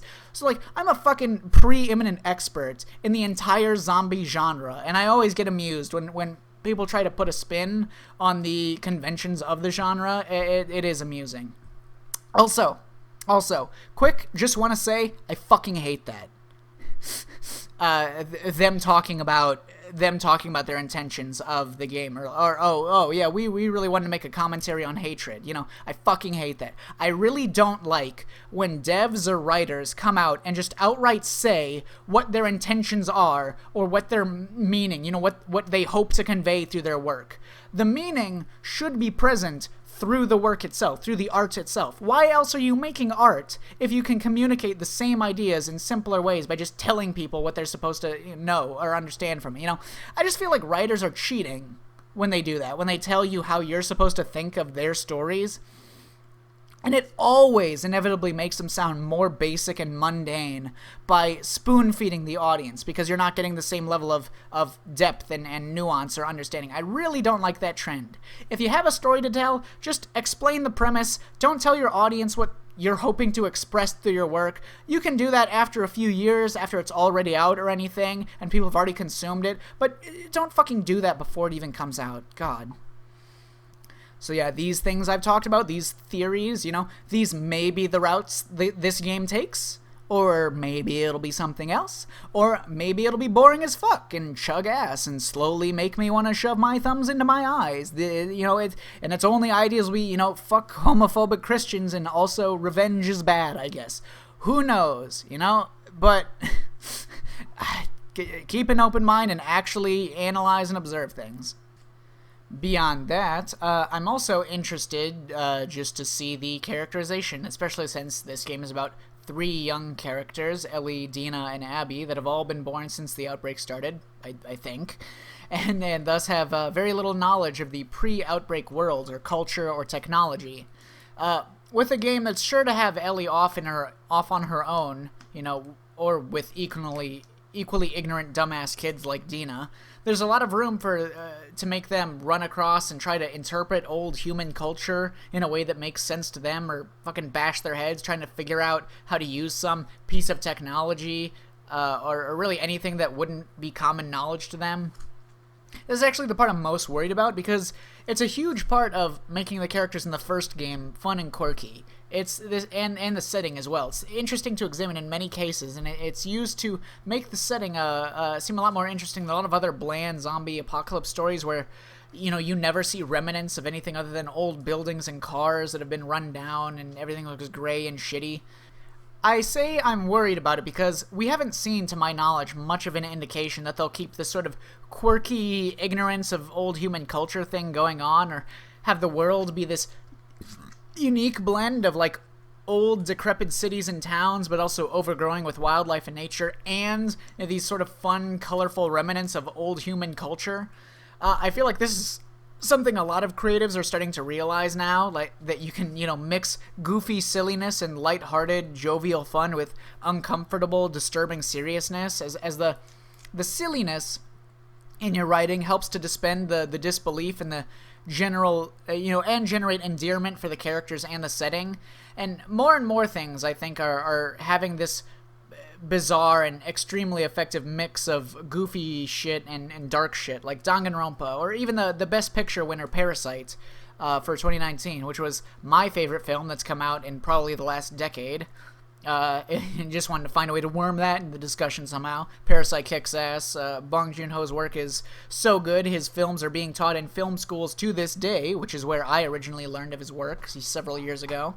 Actually, Parasite is kind of relevant to this argument, since a lot of people complained about how the Academy were just following this woke agenda by naming a Korean film like Parasite as Best Picture. It ties back into this idea of rules and jumping to conclusions, Some people are so used to hating things that seem like someone with a woke agenda might want it or like it, that they're going to, go around and attacking and insulting things that have no negative impact on anything, or people talking about Parasite being a shitty foreign film without even having watched the fucking movie themselves. It's this situation where people get too comfortable with a simplistic way of thinking and they stop considering if it even makes sense anymore or fits the situation. Parasite is a foreign language film. SJWs like foreign things. Calling Parasite the Best Picture must be the SJWs sabotaging the Academy Awards. Parasite was also an interesting case when looking at how it was received by those critical of it. People who actually saw it, not all the people complaining about it that have never fucking watched it at all. For those of you who've made the terrible life choice to not watch Parasite by this point in time, let me give you a rundown of some key points. It's an extremely level-headed take on the conflicts between people of upper and lower class, the nature of the class divide, how the lower class is in constant competition with itself. And there are no villains in Parasite. Every single character is relatable, and, it's difficult to put the blame on them for anything that they're doing wrong, because the nature of the class divide still results in the conflict at the end. But some people, when they saw this movie, their heads are so far up their own asses, they can only see something as agreeing with everything they believe in or being their enemy. Nothing in between. Certain people on the right said that the film was encouraging class warfare and motivating poor people to aggress the wealthy, which is not what the film is about. Certain people on the left, more rare in this case, but I did see a review. I saw someone call the film Trumpian, and that it portrayed the poor as greedy and manipulative, while portraying the rich as kind and innocent and easy to take advantage of, which is not what the film is about. I cannot describe the double take that I had upon reading that in a fucking 1-star review for the movie on Amazon. That it's anti-poor people. These people are so entangled in their own mentalities, they can't even recognize a reasonable middle ground anymore. They're only looking for things to either confirm their own beliefs or contradict them, so that they can yell at it and bitch and moan about it. And, I'm not saying these were common positions people had. The vast majority of people who saw the movie absolutely loved it, okay? But some people who can only pay attention to things that are already swimming around in their own brains said the fucking wildest takes on the movie, from either side of the spectrum. People really need to take a step back from time to time and think if some idea they're taking for granted is actually logical when they're using it. Like criticizing woke things that are hurting stuff you like and care about, If a producer or a publisher or some shit, forces a creative director to alter their vision for a project to better fit what people are demanding of a new game, like the public, or some vocal minority within the public calling a game sexist for having sexy characters or something, and if a producer makes them change it even when the creator doesn't want to, then fuck them. I don't endorse that practice. You know, I'll support you if you want to boycott that shit, but when we're talking about some individual or group that really just wants to make non-sexualized, diverse, you know, LGBT-type content, not for malicious reasons, but just because that's the story they want to tell, they aren't, you know, hurting you or anyone or anything that you like, just leave them alone. It's not the same thing as the woke agenda coming in to try to tear down what you love. Again, I'm referring to the actual art itself. I do not support or respect this shitty workplace environment they apparently have at Naughty Dog, where just voicing your opinion gets you called a homophobe by other people in the office. That's stupid, and it's anti-communication, and it inhibits the development of ideas, and in general, it's just being an asshole. Here, I'll leave a link to Charlie's video on Parasite winning the Best Picture down below. Anyways, back onto the previous topic of mixing lighthearted comedy and silliness with bleak-ass tragedy. It'd be a shame if Last of Us 2 lost that element of its tone and setting, which it seems like it's going to lose, looking at how edgy all the promotional material is. But, you know, this is just something that I miss if it's not there. It's not something the game necessarily needs. More than that, in terms of Ellie's coming-of-age story, that will obviously be present, as now she's dealing with this awkward teen romance age and fitting into a culture now. I don't know how interesting this line of characterization for Ellie will be. I honestly don't have that many theories to work off of here, but I do think it's interesting that Ellie is clearly hiding her immunity to the fungal virus from Dina, since we've seen in trailers where Ellie and Dina are out alone on missions, but they're both wearing gas masks, which obviously Ellie has no need for. You know, in the original, Ellie is a character that is seeking attachment. You know, she feels abandonment and isolation due to various people leaving her or having no real connections. She gets attached to new people very quickly, despite her confrontational attitude. You know, we've heard that her relationship with Joel is supposedly strained at the start of this game, either because of her gradually harboring more resentment over the fact that he's clearly lying to her, or just because she's a dumb teenager doing dumb teenage shit. I'm not really sure. I don't have a clear, solid theory based on all the information we have on Ellie for how her characterization regarding her relationships with others and her role in society will be, but I do expect Ellie to go down the wrong path and become more of a villain. I doubt many characters will get out of this story with their hands clean, except for maybe Dina. I have a unverified, you know, no real evidence necessarily, but I have a strong suspicion that Dina is going to be one of the major characters that isn't going to necessarily make the same philosophical mistakes, per se, as most of the others, you know, as the foil character. Now, with all this speculation, I should mention that I have a purpose in doing this, okay? Normally, I think speculation, while it's fun to do, is usually fucking pointless, as content, at least. Like, take, for example, like a YouTube series where someone is reacting to a TV show or an anime or something. They start a new episode and they talk for like 5 fucking minutes about their dumbass predictions about what's gonna happen in the episode, and then they watch the 20-minute episode where what they talked about either happened or it didn't, and, you know, now that they know, all those 5 minutes of totally pointless speculation serve no purpose anymore. Why am I talking about my potential expectations for the story? Well, it's because I think it's important to highlight how I think about content, and because I think it's a lesson that matters to me, and a lot of people could do as well, where you flex your brain and your creativity to come up with all of these situations, all these potential situations, and really think about different ways of explaining what you already know, the evidence that you already have. You know, let's say that one of my theories is sort of close to accurate, and I play through the game, but I was only paying attention to the obvious revenge stuff that we already know about, and, you know, the fact that people who seek revenge tend to lose more than they gain in doing so, you know, and I rate the whole game off as just simplistically delivering this message of revenge gets you nowhere, because I wasn't even looking for any of that other stuff, any of that more interesting, more detailed shit. You know, this idea is important in not only consuming content, but also when discussing opinions with other people, or with yourself, or anything. You know, it's important to have this degree of theory crafting, to really come up with a reality in which something is more interesting than you might have originally, you know, otherwise given it credit for. and then you can see if those theories have any substantial evidence corroborating them in reality. When faced with an opinion you don't agree with, don't just look at, try to come up with, oh, you're wrong because of this, and then, don't just, think about why your perspective is right and why you've been led to believe it. Rack your brain to come up with creative and interesting theories for reality, in which you're wrong, or at least some element of your perspective is creating a contradiction. Don't just only focus on the things that make you think you're right, and never even look at ways where you might be missing something.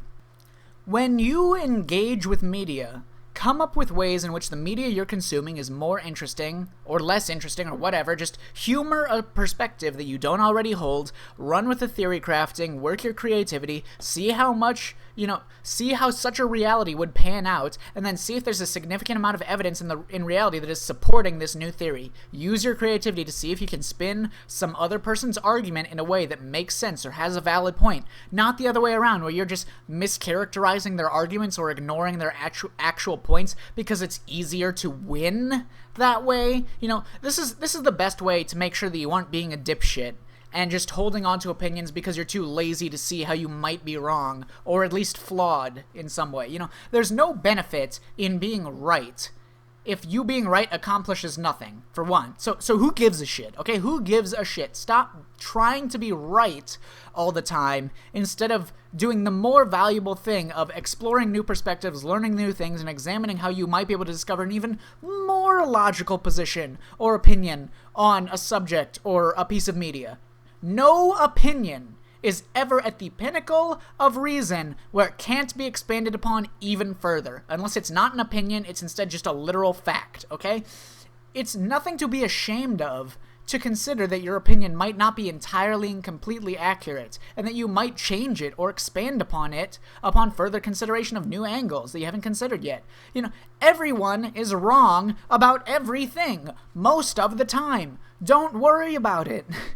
Just, if the only thing you're trying to do is win an argument or have the most correct opinion, you're not actually considering new avenues or paying attention to the possibility that there's other valid ways of looking at something. All you're doing is really sating your own ego by telling yourself that you're more right than someone else. You make yourself feel good, but you really accomplish nothing of actual value. I mean, hell, you can even assume that you're smarter than most of the people you see. I know I do. Intentionally or unintentionally sometimes, when I watched Yang Ya's video and saw people who just decided to believe a rumor with literally no evidence supporting it, that the leak was from an ex-employee, either due to payment disputes or woke agendas, whichever one the person chose to believe because it fit their fucking fan fiction of reality, and I saw people making the most ridiculous, illogical statements about how Yang was getting paid off by early access, or that he was just spreading false rumors, even though the idea that these fucking brain-dead fucknuggets had about the leaks was just based on unconfirmed rumors, you know how fucking smart I felt in comparison to those people while looking at them? You know how much I felt like the human race was devolving and I was witnessing firsthand evidence of it? But I honestly consider the possibility, no matter how dumb I think someone sounds, I humor their points, consider if I'm making some sort of mistake, and engage them in a real conversation where I actually listen. Or, even if I don't directly talk to the person, I at least think about their perspective and whether or not there's merit to it. You don't have to be stuck in your sense of pride. There's no shame in being a big enough man to admit that you've realized something new that changes your perspective a bit. Now, when faced with situations like the examples I gave of, people making the most ignorant, illogical arguments against people like Yang Ya just for reporting information from sources, where it's so obvious and easy to see how these arguments are contradicting themselves and make absolutely no fucking sense, I'm left with, the question of our time. Are these people just so stupid and have such a lack of basic critical thinking skills that they just aren't capable of seeing these contradictions, aren't capable of understanding the points and statements Yang is actually making? Are they just that dumb, or is it just because they have this natural inclination towards arrogance that everyone has, and they rush to have an opinion, and then get attached to their opinion, and they refuse to even think about counter arguments or logical fallacies coming out of their mouths? For the sake of my own sanity, I have to believe that these people could be capable of employing basic critical thinking and following basic logic if only they just relax a bit and were more open to considering opinions beyond what they've already decided to believe as a fact. For my own sake, I have to trust that people are just sabotaging themselves accidentally and that they're not actually that fucking stupid. Personally, this is my theory for sociology, I think that people make these illogical arguments and don't even bother to think about the hundreds and thousands of examples or situations where their argument wouldn't apply and is clearly flawed. I think it's because of people misplacing their ego, okay? As soon as they see something online, they jump onto it immediately, believe it if it lines up with what they want to believe because it proves them right in their mind, and then as soon as they have that opinion, they hold on to it. They keep confirmation biasing it to only spit out illogical arguments and act like it's a proven fact, It could also be an internet mob mentality thing, where people become irrational because they're swept up in the excitement of being on a team that's, right, and everyone's supporting each other. Like, hey, come like my comment where I make a joke about how right I am, or I provide another completely idiotic, illogical argument so full of contradictions it look like Swiss cheese if we could see the argument actualized into a physical form. Come, all my fellow angry mob members, come like my comment. Hey, this guy is trying to be level-headed. He sounds like he might not be 100% on board with our witch hunt. Let's call him an apologist and make fun of him together and oust him. Yeah, this is classic mob mentality behavior. Once again, I understand these desires people have, the desire to be right, because you're frustrated with the way things are, and you want validation, and you want to attack the people that you see as causing this dissatisfaction in your life. I mean, it's the internet.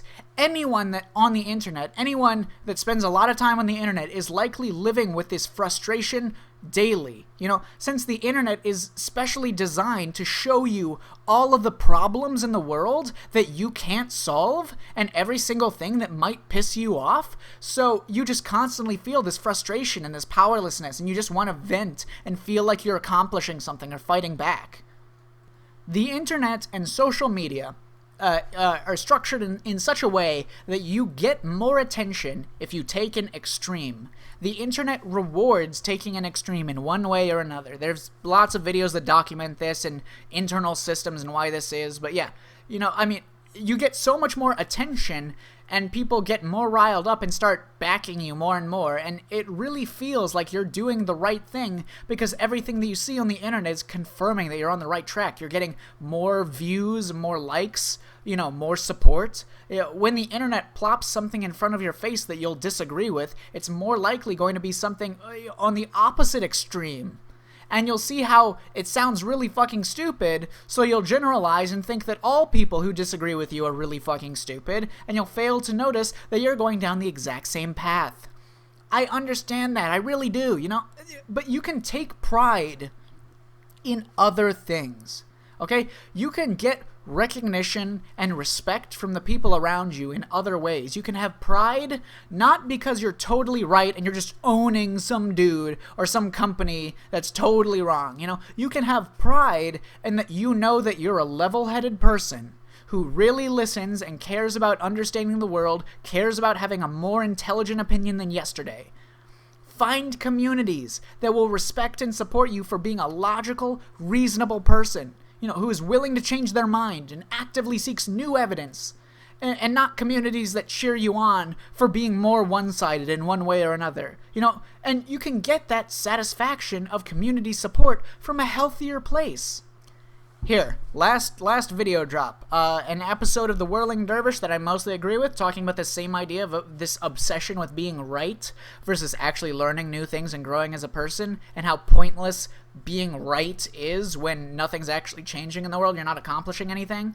I'll put that in the video description down below, and I'll also leave a link to another one of Charlie's videos where he discusses this sort of pointless I'm right, you're wrong, you're a hypocrite kind of debate. A real example of that where he was criticized by some guy called VeganGains who basically does nothing but exactly what I'm describing, where he just spends all his time trying to be holier than thou, trying to insult other people for being wrong, as if it really matters, or him calling someone a hypocrite is actually important work to be done to help anyone or anything, and not just an obvious attempt at trying to inflate his own ego for being right and owning people that he views as wrong, employing any number of logical fallacies in order to do so. Just the absolute worst mentality you can possibly have towards debate or communication in general, or opinions, just seeing yourself as the most correct person in the universe and viewing everything as black and white and just attacking people to make yourself feel good, and not because doing so helps your cause, or really anyone's cause, or your own growth. Don't be that guy.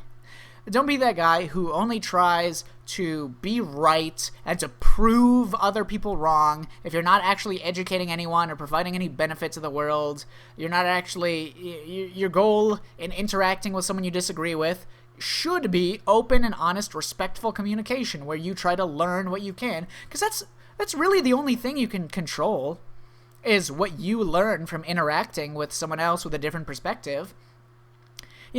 Try to express your opinions and logic in a way that the other person might learn from. Owning, quote-unquote owning people is completely fucking pointless, and usually involves you being an idiot and making lots of logical errors, which you can get away with because there's no unbiased moderators or judges, actually professionally trained judges that appraise the quality of an argument, and not just your dumbass audience that also jerks off to the idea of being right and owning people for being wrong.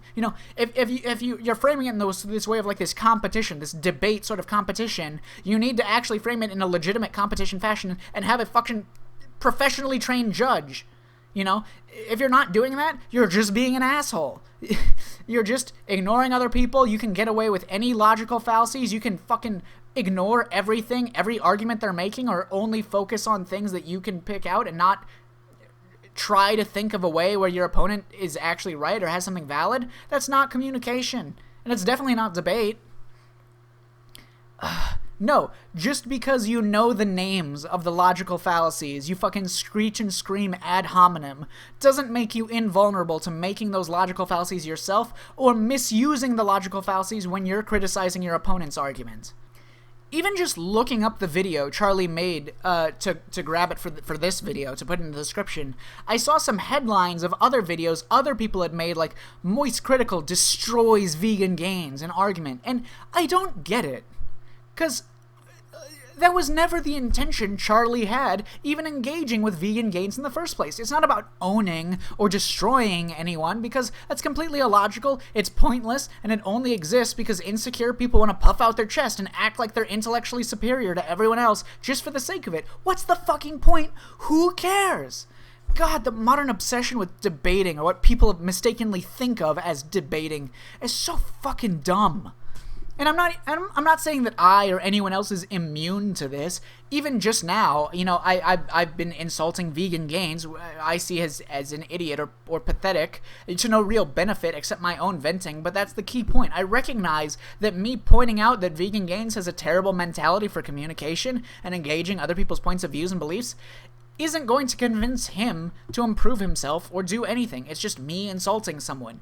And that's not accomplishing anything. I mean, I hope to educate people through this video to think more rationally about how they communicate with others. But yeah, I hope that, I hope I get that across, I guess. And not just communicating with others, but, consuming games or media that they may not like, but haven't really tried to flex their creativity to see if there's something they're missing, something that they could like about it or dislike about it.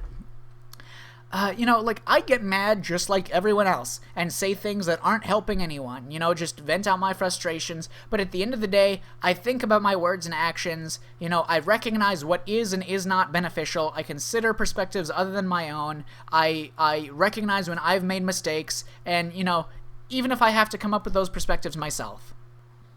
And yeah, when you try to have discussions with people on the internet who may or may not, agree with you, you're probably going to run into a lot of people that just won't listen to anything you say. They will only assume the worst of you. They'll ignore your good arguments. They'll focus on things or just outright misunderstand things that you're saying. They'll generalize your ideas, preventing the conversation from moving forward. But the important part of that is that you do not need to be the one shutting down the conversation, okay? By them doing that, by them not allowing the conversation to progress, by them just not listening to anything, not even humoring the argument, they're shutting down the conversation. You should not be the person to shut down the conversation. If you can't get through to the other person, even trying to level with them on, and, you know, try to use tactics like, say, trying to agree with them on some points to try and calm them down and make them, you know, more reasonable. If they're just not having any of it, then sure, that person's an asshole and they're just shutting down the conversation, but you should not be the one to do it first. You should not be the person refusing to humor the other side and try to see things from their perspective. You shouldn't be the one to give up first and just start generalizing the other person. Let them be the one to make that fuck up. Or be pleasantly surprised when you're both reasonable people in the end and you come to some sort of mutual understanding. It happens, you know? Like I said, I'll link Charlie's video down below. Please watch these, by the way, these videos that I'm linking them for a reason. They pertain to my argument and they expand some of the things that I have glazed over here.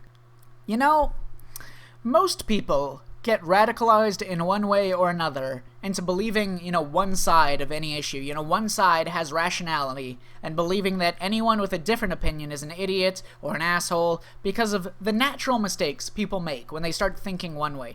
The internet feeds them information that confirms their own beliefs. They have confirmation bias and they tend to only pay attention to evidence that supports their beliefs anyways, like is the case with the, you know, the get woke, go broke thing, where people are only paying attention to woke things that fail and don't even remember to think about the idea when woke things succeed.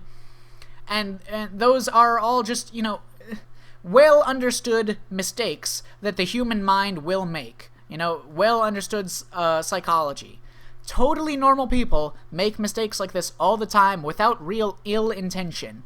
And it's 10 times more likely to happen on the internet, where everything is pushed to an extreme, the most controversial content spreads like wildfire, and most systems tend to show you the things that you've been proven to like, meaning they show you shit that supports what you've already come to believe, or extreme arguments on the other side that are so hostile and laughable that it makes you think the other side is completely ridiculous and idiotic. That's what happens to most people, where being more extreme on the internet is rewarded with more likes, more comments, more attention, and after a certain point, more money. Okay? When all the clout turns to a real profit, when you find people that are really set in their ways of thinking and won't even listen for a second to the other side or consider that they might be wrong, just getting more and more extreme with their beliefs and generalizing people more and more, those people are usually the ones who are directly profiting from being this way.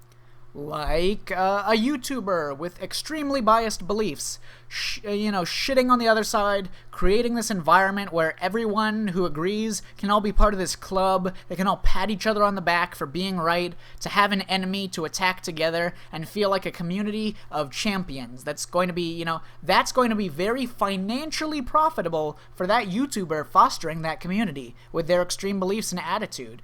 As the Whirling Dervish episode I linked says, this is the foundations of radicalization and cult following. This is also how people get indoctrinated to ideas like flat earth or anti-vaxxers or the fucking 5G coronavirus conspiracy theories, you know? Because someone who stands to profit from it, from garnering an extreme community in one way or another, makes a place for a community to be radicalized and to feel like they're smarter than everyone else for holding these ideas and looking down on other people, you know? So if you see someone that refuses to have a level head and consider a different perspective no matter what, you should immediately be suspicious of their actual intentions. Because more than likely, they're being this extreme because the internet rewards them. And they can farm attention and money from the community they indoctrinate. You know, I'm not saying, okay, I want to make it clear. I am not saying you should use the fact that they profit in some way as an excuse to not consider their point of view, to just dismiss people's arguments like, oh, you're just saying that, but you don't actually believe that, I don't have to listen to you. I'm not saying that. Don't do that.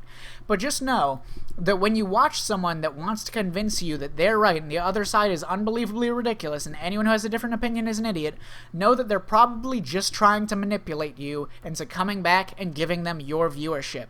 If you find someone trying to tell you, if someone reports on some extremely toxic, you know, inflammatory shit, they're doing it not because it's truthful to present that side that way, but because they will get more viewership that way. Especially if they continue to convince people that everyone on that side is ridiculous. You know, if you find someone trying to tell you that they're idiots or monsters, they're likely either really deluded people who've been trained to hold these beliefs by the people that profit from it, or they are the people that profit from it. And many of these people may not even realize they're doing this. They might not even realize they're getting more and more extreme just because they profit from it, but they're still getting trained Pavlovian style by these internet systems to be more radical, more assumptive, and more generalizing, you know, because of how the flow of media rewards that behavior. There's also this idea in modern culture, this is sort of relevant, this is also this idea in modern culture where the goal of certain people is to make other people angry. Or, like, they take pride in the fact that they're irritating other people or causing problems, or they find some sort of comedy in the fact that people get angry when you act like a jackass. And, you know, I'd like to talk about that as well, since it has to do with deflating the arguments of other people or not taking them seriously because they're observably angry or hostile, or taking an extreme, you know, not because it's actually reasonable to do so. Really, I think this sort of mentality stems from the same thing, confirmation bias. People only notice when other people are getting really angry, other people specifically, so they only think of the opposite side as sensitive or oversensitive, and not recognizing their own anger towards things or people on their side. You know, I think that in 90% of circumstances, when someone calls someone else a snowflake, the person who used that derogatory term is also an overly sensitive person that gets mad whenever someone has a different belief from them. You know, but that's just an unverified rough estimate. And yeah, even if the people accusing others of being snowflakes are themselves totally chill individuals who don't get upset at anything, which is unlikely given the fact that they clearly care enough to want to insult other people, which implies some level of anger, you know, I still wouldn't agree with that mentality, because it's basically the same thing as saying that being passionate is something to be mocked or looked down on. That's a purely nihilistic take. If you're condemning passion and the fact that people get emotional over things that they care deeply about, what the fuck? But when it comes to why this trend became popular, especially where comedy is focused on, like, pranks or being an asshole and making people upset, just being an edgelord, you know, I think this happened because it's something it's a goal that you can set out to accomplish that you don't need to put effort into or have any sort of talent in order to accomplish. It's something, trolling is something that you can never fail at, because if anyone responds to your provocations at all, you can tell yourself that you succeeded in getting under their skin. It's something that no matter how talentless you are, you can just do it, and it's impossible to fail at. All you have to do is piss people off in order to achieve this comedy. It doesn't require creativity or wit. Just being an asshole is all that's needed, which, you know, makes it the perfect goal for people who just want a sense of validation and, you know, a feeling of value to shoot for. On the internet, some number somewhere will increase if you piss people off, so if you base your self-worth and your ego around that particular number, you can easily feel like you're special and doing something impressive. You know, I really do think that it's just a case of people taking the easy way out of feeding their own egos. You'll see it in arguments too. Someone will say some ridiculously close-minded thing that insults a lot of people, and all those people that were insulted, or anyone that just disagrees with it, will criticize elements of the argument and generally act insulted. And the person who made the argument will say something like, "See? People on the other side get so easily offended," or, "Oh, by attacking me, you're just proving me right," says the person who attacked them first. It's a stance anyone can take against anyone. It's okay for people to have passion, to be hostile, to get angry at things that upset them. That's normal, and everyone does it. Just respect your own intelligence enough to actually consider the opponent's point of view, no matter how angry you are, and try not to let your emotions cloud your rational judgment. So yeah, like I said, the best exercise you can possibly do to have a level head and make sure you're not being too rash or generalizing too much is to try to prove yourself wrong. You should always try to flex your creativity, try to think up scenarios where you're wrong, where your beliefs aren't accurate or don't tell the full story. If you do that, and you keep an open mind, you are willing to accept new information when it comes to light, listen to new perspectives you haven't considered yet, because you damn sure haven't considered every possible perspective in the world. No one has. And, attach your ego to your ability to be reasonable instead of whether or not you're right or you think you're right. Allowing yourself to change your mind. And don't be the person ending the conversation before the other person can express their point of view and you can reach an understanding, or you've confirmed that they're ending the conversation first, either by literally leaving the conversation or by refusing to listen to any of your points, at which point there's not much you can do.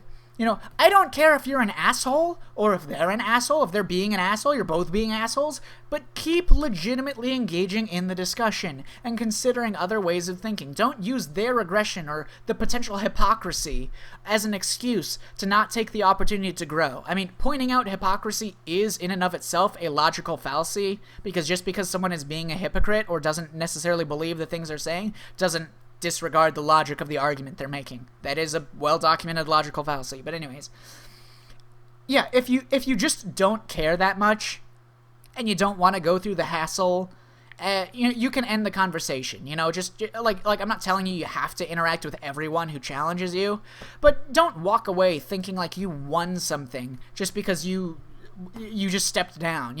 Understand that you chose not to have the discussion just because you didn't feel like it. You didn't feel like having the discussion. If you do those things, then you should be fine. You'll make mistakes here and there, as everyone does.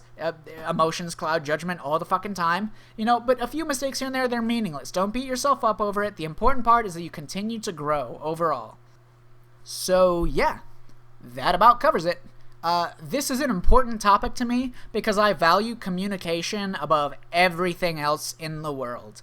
When you cut off a conversation or assume that you've arrived at the pinnacle of comprehension of a topic, you've stopped growing. You've stopped communicating. I think that sharing your perspective with other people and reaching an understanding is important. I think that personal growth and becoming more wise is important. Communication is the bedrock of bridging the limitations of your individual consciousness with the rest of reality. That's why I'm so passionate about art. Because art itself is communication. Art is a medium for expressing something to the minds and hearts of those that consume it. It's a message of philosophy or emotion or experience, and I want to make sure that I'm really listening to what's being said to me by someone else or by some work of art, some piece of media, some storytelling, so I don't cut off the communication. So I don't, start sitting in an echo chamber where I only listen to what I already believe. It's all just opinions. Opinions with no absolute right answer. All there is the thoughts of individuals and the communication between them. Alrighty, done. We're done, okay? That's my weirdo PSA, putting my autism on full display, making a ridiculously long speech on something that nobody's going to fucking listen to. I just think that this is something that fewer and fewer people are understanding over time, and it's more and more common to assume that someone with a different opinion is just an idiot, to not consider the possibility that you're wrong or you could learn something new, to make an assumption about a product or a piece of media immediately upon seeing anything about it, to approach debates or discussion as something to win, even though no judges, even with no judges that would actually be involved in real world debate competitions for it to make any fucking sense at all. And, for people just to be obsessed with being right, putting all their ego on how right their current opinion is. Like I said, I don't expect many people to take much away from this video, but even if 5% of the people who watch this consider something they wouldn't have otherwise, that's a win in my book. It'll be interesting to see how much the backlash against the game affects sales, since the internet is usually a pretty shitty metric for judging the real world. Just because you see a huge vocal to-do online doesn't mean the majority of real-world buying audiences is part of these online circles or participating in these heated vocal outcries. I mean, the reviews will come out, real reviews from real people that you already know, share your taste, and you can trust the opinions of, not this fucking shit where Sony is manipulating review scores again like they've frequently done in the past, or the useless user review rating on Metacritic, which is becoming more and more obsolete as time goes on, due to review bombing a product, one way or the other, as review bombing becomes commonplace by consumers and companies alike. But yeah, based on my expectations, the game will be good. Maybe not in every respect, but in a lot of ways, and will review well, and when people get it, they'll generally be at least a little more positive towards it. As for boycotting the game, I'll do my part to vote with my wallet against the crunch culture, against the shitty workplace conditions. If more information comes out that somehow absolves Naughty Dog, which I don't see happening, I can just buy my own copy later, But in all likelihood, boycotts generally don't work when you're dealing with an artistic medium, because any other product, like think about it, you can boycott and just find an equally viable replacement for that product. Like, say, American-made shoes instead of buying Nike products, where there's nothing you're missing out on by switching. But with an artistic medium, there's always something that you can't quite replace by, or replicate entirely by getting a different product, which means nobody actually bothers to boycott the game. It's like the difference between boycotting something that is just a means to an end, and you can find a different means to the same end, versus in an artistic medium where you're boycotting an end. The product itself is the end that you're seeking out. That's why boycotts on artistic mediums don't actually work, in my opinion. Like I said, I won't be purchasing the game directly. I'll find someone who's already finished it and just buy their copy, easy peasy. Maybe collaborate with some other people that want to play the game but don't want to support the thing, and share around a same copy. So yeah, that's pretty much it. Keep an open mind, learn new things, and have a nice day. See ya.